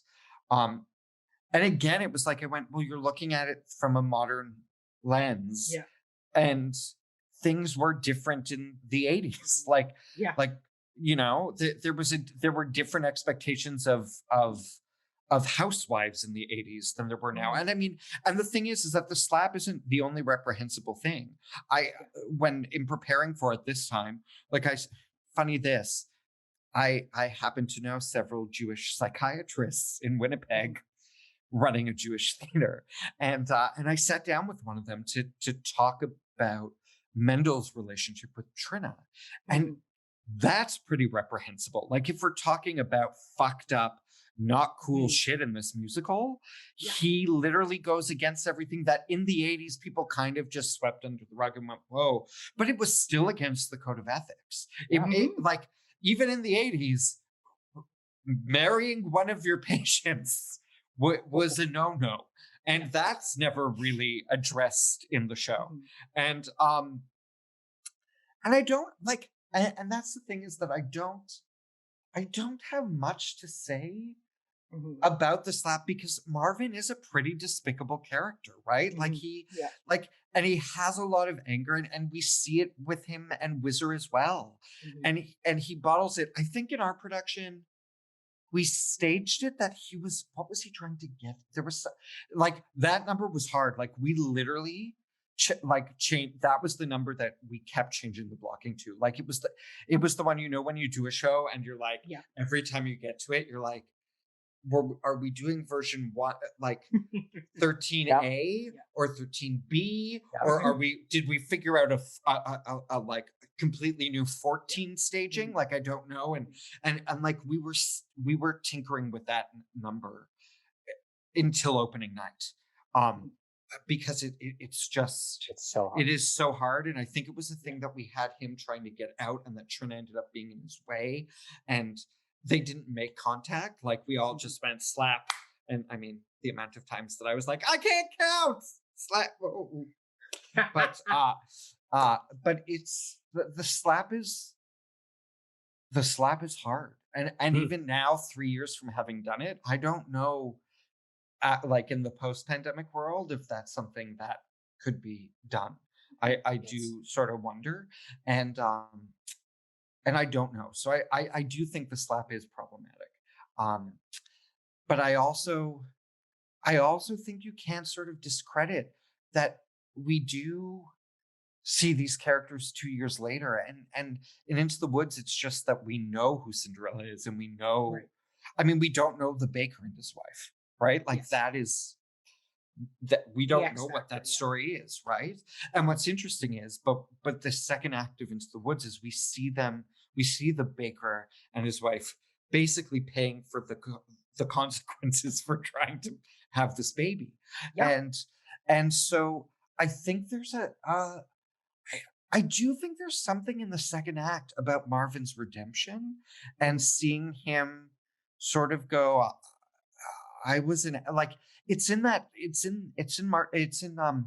Falsetto Land, or Welcome to Falsetto Land. It's in there. It's about time to grow up, don't you think? It's about time to grow up and face the music. I do think if it's played smartly, that is his way of going. I've done a lot of thinking about a lot of things in my life. And you can bridge the 2-year gap in between. Yeah. I mean, okay, so you know what? Let's get into this, because the slap. That was literally our next topic. So let's get into it, because there's a lot. Okay. Go ahead. Okay, so I'll straight out the question so we all can kind of, our audiences can know what we're seeing on our screens, because they can't see our write-ups. So the next question is, in a climactic moment near the end of Act 1, Marvin slaps Trina. So does this actually make Marvin a irredeemable character? As an audience member, can you look past this moment and sympathize with him later in this musical? Amir, I'll let you go first, because you were about to. Well, I agree with almost everything that Ari said, specifically and Ari said something. No, but you said, you know what? The thing that really needs to be understood is it is a musical of its time. The rules are, and it's true, I don't think this would work today, because the rules were just different. And that's not to say that it's a good thing. That's not to say that it's okay. That's not to say that it's not disgusting. That's not to say that he is in any way a likable character, specifically the way that he's written. I honestly think it might even be of just like a problem with the writing, in that, like, why is he slapping her? Like, why is it? Because that's such a tough thing to come back. I don't think it's necessary. I think him ripping up the invitation and either like punching the wall, flipping a table, and then Trina doing her song, I think that still works. I think the slap is just. But that's the ripping the invitation and the punching the wall are directorial choices. Sure. The slap is written. Right.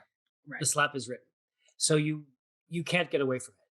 I mean, you could. Oh, and the number is literally called Marvin slaps Trina. Marvin hits Trina. Yeah. So, but I agree. It was problematic. I directed the show in 1998. It was hard then. It was problematic then.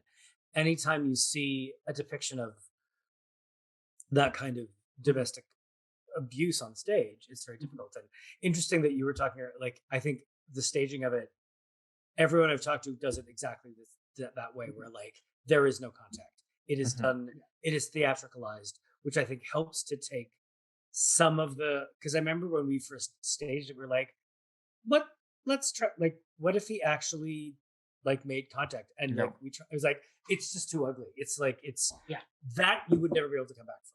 Yeah. I think the theatricalization of it, the more you can, because for me, it's, I think the way I staged it is like, literally I had him in the middle and everyone circling him, singing dumb at him, dumb, dumb, dumb. Yeah. And it just happened to stop at Trina. Like, it was like Wheel of Roulette. Marvin's going to hit somebody. Who's it going to be? Yeah. Because I think he's hitting everybody. Mm-hmm. Right. That's the thing. Which is Trina happens to be the one who gets it, but he's hitting Wizard. He's hitting everybody. He's hitting the world. Is it possible to redeem him? Yes. Mm-hmm. I think, again, as Ari said, if it's played well, if it's directed well, you can get there. But something has to happen to break the entire world for there to be repair. It's kind of like it's similar to Angels in America, which I've also done. I've acted in. And when I did Angels in America, we did part 1 first, as you do, and then ran it for a while we were rehearsing part 2. So doing part 1 over and over again, night after night, is the hardest thing, because all you're doing is going to the bottom. Yeah. Right? You're getting to the point of the world has cracked open, the angel appears, and there's no redemption until you get into Perestroika. I think this is similar. Like, you've got to get him to a place where he does something so horrible even to himself, that he then has to grow up. Like, he can't make the statement, it's about time to grow up, don't you think? If he doesn't hit Trina, unfortunately. Yeah. You know, it's a cataclysmic event. Yeah. In the Lovely Yellow Book you have there, Mark, like, what is the direction that is given by Finn in that moment? I'll tell because I'm wondering what exactly they envisioned for this moment. He says the number is called Marvin Hits Trina. Yeah. There's a stage direction early on in the song that says Marvin has lost it. He's pulling the furniture out from under Trina. That's interesting. Okay. There's later on in the song, he backs Trina into the table. And then it just says at the end, Marvin slaps Trina's face. Okay. That's it. But Jason stares at Marvin. All is totally still. So he doesn't give you a lot. Yeah. No, and those stage directions are pretty violent. Like, Baxter, I think, like, But I still, what's interesting is that, like, anytime something like that happens or a question like that comes up, I always think of Carousel, because it's the first time that I've ever been like, oh, back in the 1940s, not only did he slap her, but the entire ending of the show, it's like, Mama, can the man slap you and have it not hurt? Yes, when it's done out of love. And I'm like, oh, holy shit. No, but this is where that's what used to be like, oh, this is the big lesson. So in terms of having something be of its time, of course, like, ew. But the fact that, like, the rules have completely changed in terms of what means something else on stage, as opposed to what you know what I mean? So I think, and you're absolutely right. James, like, Lapine staging it so that they make no contact is the way of softening it, so that it's not about the slap, it's about what it represents and what it represents for him emotionally. And it makes it, but it really is hard. In our production, like, when he hit her, there was I immediately went to run to her side, and Trina stopped me so that she was still alone there with him. And she took the moment to look at him and then go, I never wanted to love you. Right. Like, that we also made sure that we sort of gave Trina her moment after it. To go like, and this is it. And I mean, because I think the fallout is that like Mendel and Trina sort of get married in I Never Wanted to Love You. But I think part of the fault is, in that moment, he's not going to the wedding. And that in that moment, he's not seeing Jason for a while.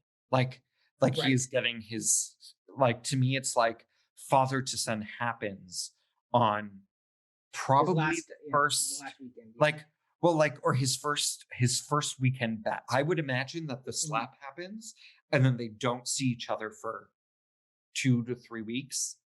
Probably a month.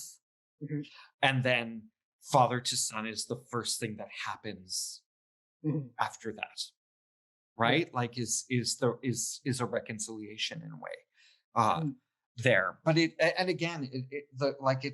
vicious, but it's also, like Mark said, he is a narcissist. Like he and I think you just see someone who has pushed everyone away and lost everything.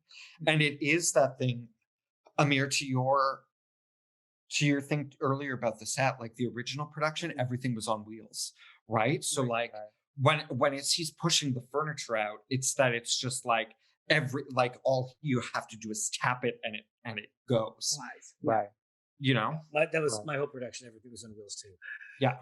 Like the thing that always gets me in this song is like when he's how incredibly narcissistic he is, comes out to me in the lines, "You are trying to ruin my sleep. I'm sure you chose him to make me look bad." Like he's just so all about himself in that moment. Yeah. Because this is also like, we actually don't see a lot of Marvin after Late for Dinner, Late Again, which is This Had Better Come to an End, right? This. Yeah, the there's only the time we chess see him game, is that's it, there's the chess game with Whizzer, and then that's over. Yeah. So we don't actually see a lot of Marvin, but which I think is unfortunate, because I think if we got to see him somehow dealing with the fact that that Whizzer's gone, he's alone, and then this invitation shows up at his door, there might be a thread that links it. But it's that because he just comes in hellbent out of nowhere. Yeah. Like, and in this production, like Christian Borles came in at 11. Like, you didn't have you didn't have anywhere to go. No. No. It's like it just becomes screaming. Well, and that's interesting because directorially, it makes me feel like he should somehow see making a home, right? Like that there almost needs to be a thing of him watching Mendel take his place. Because again, it goes back to, right? Like, again, this is sort of like the flaw of the writing, but also not is now that I think about it, the last thing that Marvin and Mendel sing before March of the Falsettos is, I've got it all. Right? And the thing again for him of I want it all is he doesn't want Trina to move on from him. Like he wants to go off and have all the great stupping with Whizzer. All that he wants is for everything to stay the same. And he's such an egoist that he literally can't fathom that anybody else's life is going to move on without him. Well, he states it at the very beginning of the show. I want a tight-knit family. Yeah. I want my wife and son and friend to pretend time will ease our pain. Yeah. He's like putting them all together. Like this is weird thing where they're kind of living together. It's like, are they all living together? Like, what is, it's so weird. Yeah. It's so, like, he's such a, you're right. It's like, it's that. And it's hard though, because we don't. Yeah. And it's hard because I don't know that there's so much in the writing that it is hard to sort of connect all those dots. And easy for the actor playing Marvin probably, but for an audience viewing it to get the nuances of I want it all. Yeah, like there are gaps and to get there, because I think it is that thing of like, this is not what I wanted. This is not what I wanted. I don't know what to do. And then he hits her and I also think the thing is he has to, at least unlike Billy Bigelow, he has to know in that moment that as soon as it happens, like we need to see him crack open, and and it's like there has to be instant regret and shame and despair in that moment afterwards, because it is the cracking open. Yeah. I will say, though, one of my favorite things in the show, I mean, as horrific as the slap is how Trina comes out of it, is one of the most beautifully stunning turns to come out of that slap. I just go, I never wanted to love. Like, her response is like, oh, and I think that is what helps us get through it, is the way that Trina manages it, the way that Trina doesn't hit back, either emotionally or physically or verbally. She just goes, okay, here's what this is. It's that's a beautiful piece of writing, I think. Yeah. Yeah. But I agree, Ari. Like, you have to see in that moment, at the second after he's done it, everyone's just got to be like, yeah, the world has cracked open. The world is just literally just shattered. That's the moment the set should fall down. I was just gonna say, not before. No, yes, right? Like, that's the moment that the ceiling falls down. Yeah, the slap, watching it, I totally watched it in a modern lens. So, because once again, like, when this musical even came out, I wasn't even born yet. I'm a 94 baby, so, like, oh my God. Right? I had a small stroke there. What? Oh my God. Right? So this is like not a time period I grew up with. So yes, I've heard, and yes, there's the famous carousel. If he slaps you, as long as he loves you, it's and it's problematic in its own way.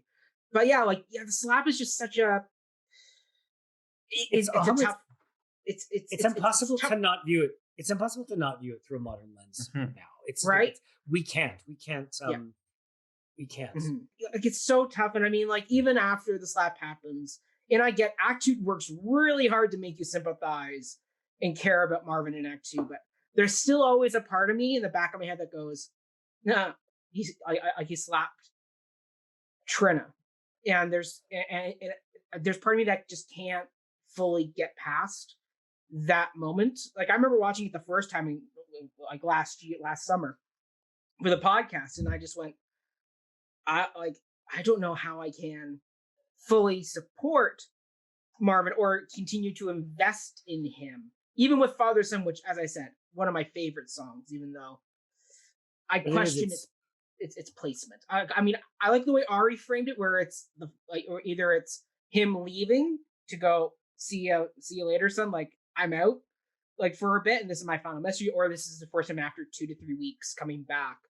And I also do think that Trina has compassion to understand, to know that his world is falling apart. Well, let's head into the last question, because we can keep diving down this slap rabbit hole. There's no clean answer. It's a messy moment. It is messy. Comes strict down to the blocking of how it's blocked. Yeah. We all agree that it is a tough moment to try and stage, to block, and it is questionable if like how you proceed with it post-pandemic. I do wonder what would happen if I wonder if people have written to them and said, would you rewrite this? Yeah. Very curious. Yeah, like, I do think there's a rewrite way that you can still get that angry moment with Marvin without getting to the slap. Because I do like Marvin's breakdown, and I do like that emotional, like, just, and I like that roulette wheel idea that you had, where it's just where Marvin's just got to lash out at someone. Yeah. And it's trying to, like I don't know whether it is like once again, like, punch a hole in the wall, like, smash a table, smash a chair, something just as violent that doesn't have to be Trina getting hit, but Trina still having the reason to sing the song. Because I think there's a blocking way to do it. You just have to, once again, write to Will Finn and James Lapine and get their approval.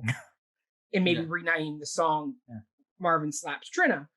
But, well, I mean, because the moment works, it's just the action, I think, is so jarring now that trying to get around it is creating more obstacles for you. Were I to stage it now, and I think this is kind of maybe what I did, but it was 22 years ago, so who fucking remembers anything? But I would stage it sort of that same way, with Marvin in the middle and people rotating around him. Yeah. And I would have him slap, but have no one in front of him, and I'd have them all react. Yeah. Oh, that works. Yeah. Yeah. Yeah, that works. So you don't know give this man a Dora or an Evie. What you have in Calgary? A Betty. I actually I already won a Betty for Falsettos, so I can't win another one. Just saying. Yeah. All right, let's get into the last question though, because we've been going at this for over 2 hours. So Oh my God. we've been having a great time. Okay. Let's Okay, dive into the last one. this discussion is actually longer than the show was. So how does Okay. so let's do it. So how does Falsettos compare to the other plays about HIV and the AIDS epidemic? So that's, for example, The Normal Heart, Angels in America, Rent, etc. Amir, for you, how would you rank Falsettos in this? I think Angels in America and The Normal Heart are two of my favorite plays. The Normal Heart, I remember reading on the subway, and I was sobbing on the subway, and so that means a lot to me. I think it's just so different when it's done in a musical. There's number one, there's a direct line to emotion that is done with music. And rhyme and all of that. I also think that it can hit a little softer because there's a little bit more suspension of disbelief when it comes to a musical. And so it's not as angry, and it's not like, because The Normal Heart is angry. It totally is. In a beautiful and necessary way that Falsettos isn't. Falsettos isn't talking about, it's about the connection of the two. Angels in America is also angry, but Angels in America is so big, and Falsettos isn't big. It's very intimate. I also think that Falsettos, specifically when you're doing in that production, when it's the two acts, where March of the Falsettos doesn't have it, and Falsetto Land has it in the second half of it. AIDS is like literally a quarter of the show, where to me, that's the thing I'm most interested in. Because that's when you're hitting the biggest vein of vulnerability in everybody that's been pretty reprehensible up until now, specifically Marvin, where you get to actually see him realize what actually matters. And so I think, to be honest with you, and I don't know if this is like a pageant answer, but I think I wouldn't rank it in terms of hierarchy. I think each and every single one of those is necessary in its own way, because they deal with it in a completely different way, all of which are valid and important. What I will say is Falsetto Land and Rent sort of deal with it in the chronology of it is very similar, in the sense that everything's fine, and then all of a sudden someone collapses, and all of a sudden we're in a hospital and singing about them, and then all of a sudden they die, and then they come back as a ghost, and like there's this very musically trope in there that sort of is trying to soften the ugliness of it in a way that's more connective. And I understand that specifically of its time, but it's I think something like The Normal Heart is so necessary, and as a gay man personally, that's the one I resonate the most with. Angels in America is so big, and it's some of the best writing ever, but it's so big. And The Normal Heart is smaller, but it's just so visceral, and it's so impulsive.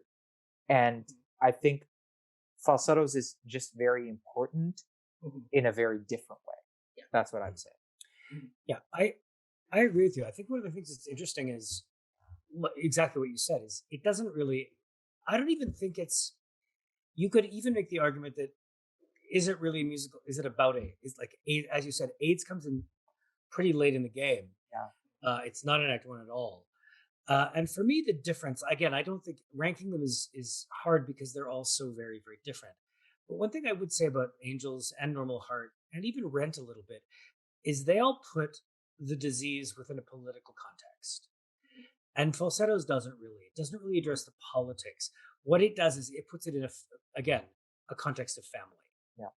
So I think it personalizes the illness and the disease in a way that the others don't as much.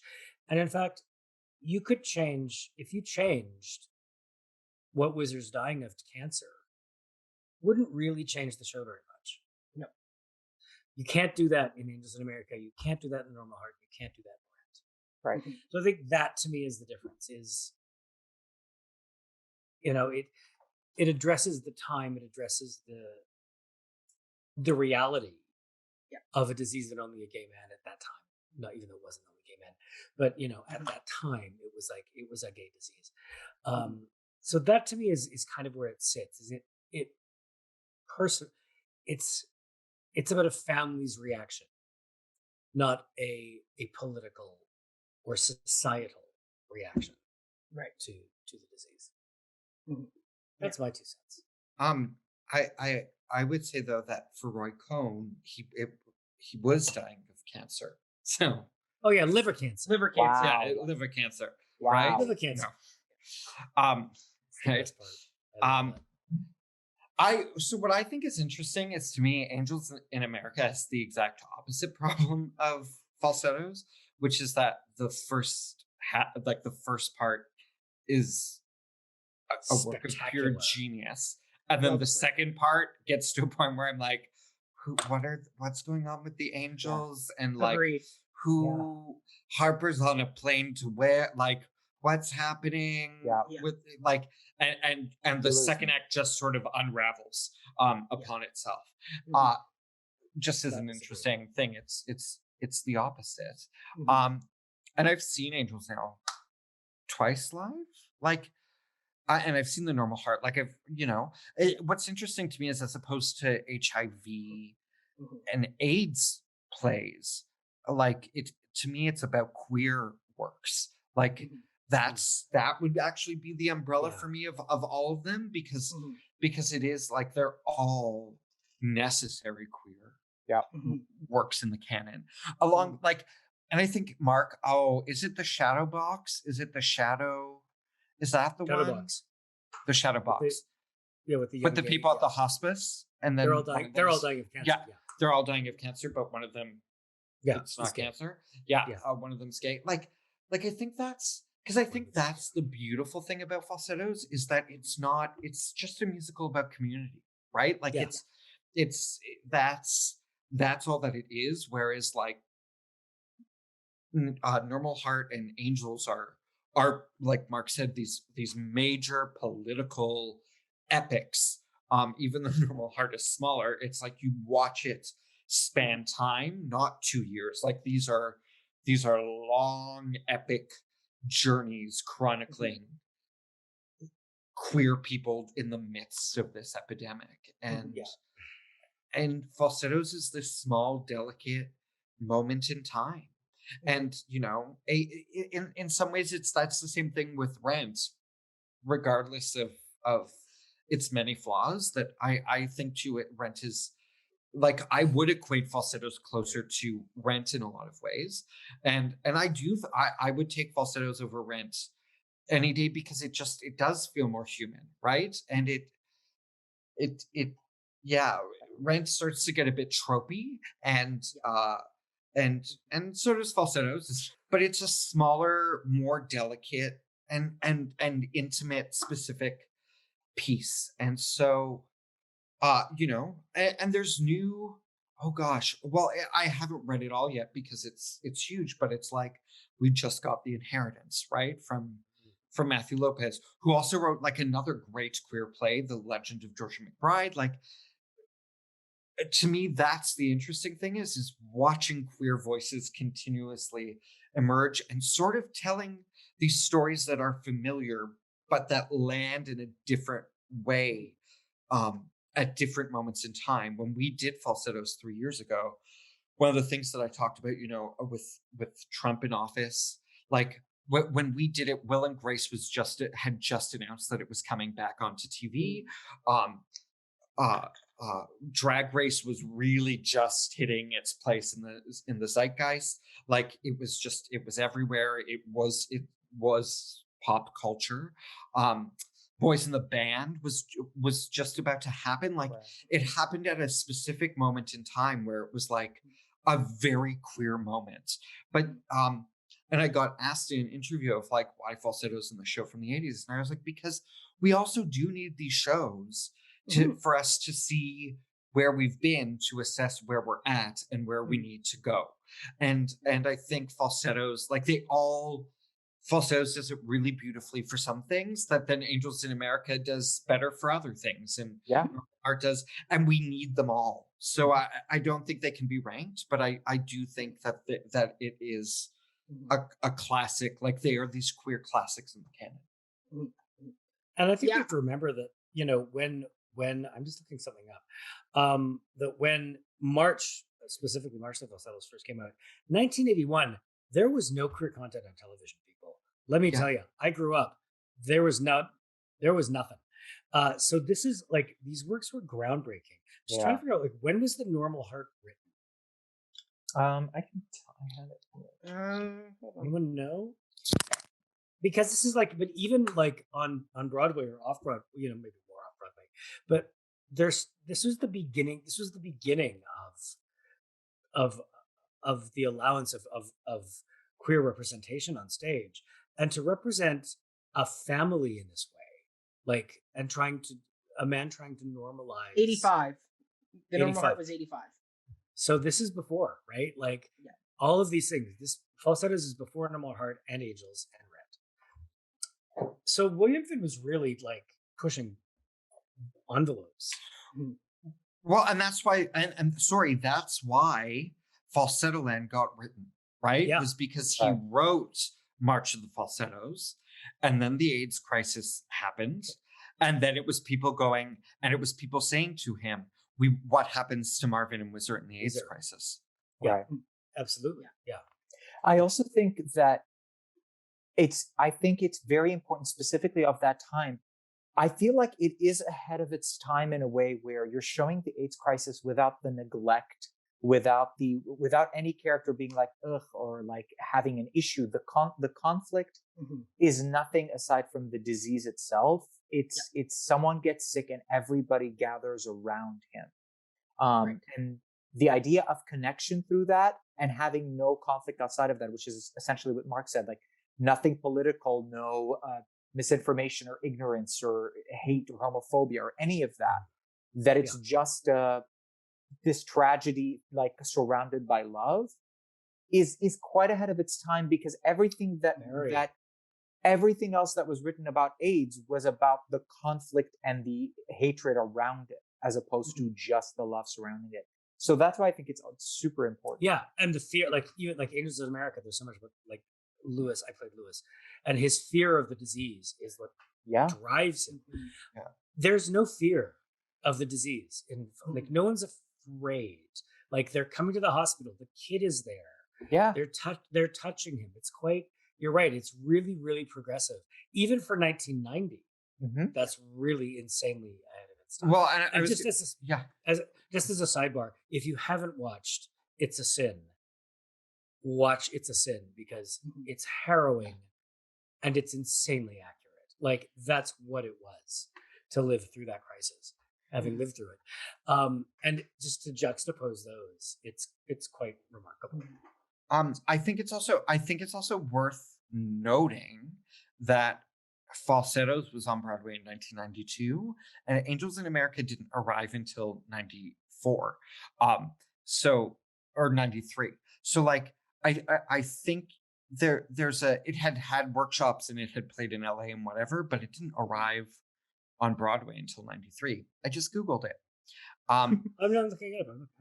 But like, and so the interesting thing is like also understanding, I mean, The Normal Heart played off Broadway to huge acclaim in the 80s, but in terms of mainstream and Broadway, Falsettos was the trailblazer and was the first show where like you could go, it ran for 500 performances and we could do it and people were coming to see it. I mean, it was also really cheap to produce, so they didn't have to have sellout houses, but it could, but also when you watch to go Falsettos to Angels in America to Rent, and I think that is one of the things, is that Rent was such a trailblazer and everybody was so, this is such a great thing. And it's kind of sad because I think it is one of those things of going, oh, look at Falsettos came before. Like, I don't think, it's like so much in terms of Broadway now as we know it, that people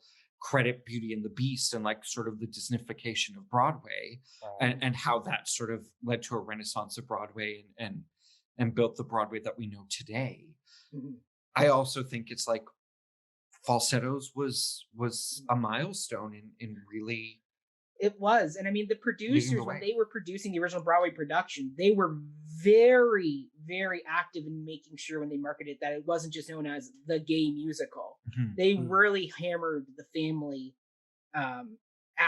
angle of the story, which is why when you look at the original logo, it's the three people, like the Yeah. three stick people making the heart, right? Yeah. It's trying to make sure that because the producers, that was their biggest worry when they were producing this Falsettos piece was, we don't want to get labeled the gay musical because the backers who were giving them the money were very, as we all know, very kind of cagey about backing something like that. But yeah, I mean, like, I agree with everything that's been said. I mean, Act 2 is really where you get into the HIV/AIDS stuff. Act 1, it's not there because it wasn't written, because when it was written, it wasn't a thing. But yeah, I mean, like, I love the fact that you're right, like, because they set Falsettos in the second act so early into the epidemic that there was no name. It's something bad is happening. We don't know what it is yet. That you could focus more on the family. And and Mark, you're absolutely right. Like, we could make the disease anything that Whizzer is dying from: tuberculosis, cancer, pneumonia, for all you could care. It's more about the family reacting to somebody dying. Yeah, and that's they actually never say AIDS or HIV. No. They don't. They just say never a say virus. the name. Yeah, A virus has been found is the only thing they ever say. Yeah. correct. So once again, and that's probably when they were writing and marketing it, they made sure not to mention it by name because of the audience. Well, at the but time in but the it was early coded. 90s. It was coded, Coded. right, Mackenzie? Because once they again, everybody knew what the virus was. No. I mean, but I mean, when they were marketing, it's a Keith Haring, like it's Keith Haring art. So Yes. it was a way of for gay people to go, oh, we know what the show is going to be. Yes. Yeah. Exactly. 100%. And I mean, like, yeah, I mean, you can't rank them. I mean, it's an apple, an orange, a banana, and a peach. Like 4 different fruits. But yeah, so I mean, like, you can't rank them, but I mean, The Normal Heart is easily my go-to out of all these pieces. I read it, I cry every time we get to the garbage bag monologue, like, tears. Falsettos, though, it's still high up there because of the family, because of the characters in Act 2. It's just so, it just hits. It's beautiful. And then it's Angels of America, and then it's Rent at the bottom. Like, it's the character I can't connect. Like, don't get me wrong, I love Angel, and I love what's his name, who's with Angel, Collins. Collins, thank you. Angel and Collins are the best parts of that freaking musical. I'd rather just watch a show with them versus anybody else from that show. Like, I'll cover you. Beautiful. Rest of that show, gone. Yeah, it's just, for me, it's just the characters I just can't get through Rent because of who those characters are. And get a job. And if you do want to hear my full rant on Rent, because I will say the Rent rant from earlier will be a deleted scene for our Patreon people. So if you do want to hear it, go there. Patreon. That is, let me just say, you are going to want to pay money for this. Pay for the Rent rants. It was a revolution. Get the It rent was rant. transcendent. And it was all because I asked a question. It's true. It's true. But if you do want to hear a Rent rant without having to pay for it, you can go listen to my more tame version of my rant on my other podcast for them. But yes. Pay Pay the money. It's good. Pay the money. Pay the Amir money, should it's worth receive. it. Amir should receive commission. I'm just going to put it out there. A small stipend. One of these days we'll have to review a pro shot of Rent, and we'll do a reunion episode. But for this, I will say it's a beautiful piece for what it is. It tells the story in its own unique way, and that's that. But I think it's time we wrap it up for the night. So, Ari, where can people find and follow you? You can find me on Instagram. I think it's REW888. Follow me there. And also subscribe to the Winnipeg Jewish Theater newsletter, because why not? There you go. www.wjt.ca. Wonderful. Mark, where can people find and follow you and all your wonderful work? You can follow me on Instagram at Mark Bellamy 14, which is the year I joined Instagram, 2014. Love that. That's what the 14 refers to, in case anyone's wondering. But yeah, that's kind of where you can find me. Wonderful. Amir, where people find and follow you and all your wonderful antics. People can find me on Instagram under Amir Hyder possibly, and on Twitter under Amir Hyder maybe. And so yeah, follow me there. Tons of wonderful stuff. There isn't. But also your cat's very cute. Yes, he's the best. But when hopefully when Come From Away reopens in Toronto, come see it. Come see theater. Come see all of theater when it's safe to do so. All of it. All of it. Yes. See it all, even rent. Go on out and see it. I will say go out and see it. I mean, I won't pay a ticket for it, but other people, I respect other people's opinions on the show. They can like it, do whatever they want with it. Mackenzie, all you're doing is making people want to pay for that Patreon exclusive, because honestly, it's a good rant, I have to say. But yeah, you can follow me at Mackenzie Horner on all social media platforms. As of this recording, we are just about to release our season 3 finale episode, which is Beauty and the Beast, where we dove into everything from why I think Be Our Guest did not work on stage to the whole concept of mob mentality and why the villagers are the best character of that entire musical. Oh yeah. But by the time this comes out, we will be getting ready to start season 4. So tune in for that. And you can also follow Cup of Hemlock on all social media platforms at Cup of Hemlock. Follow our podcast page where you can get audio-only versions of this episode, and as well as all our others. And for now, everybody, stay healthy, stay safe, and we'll see you in our next episode. Happy Pride Month, everyone. Bye-bye! No day but today! Bye!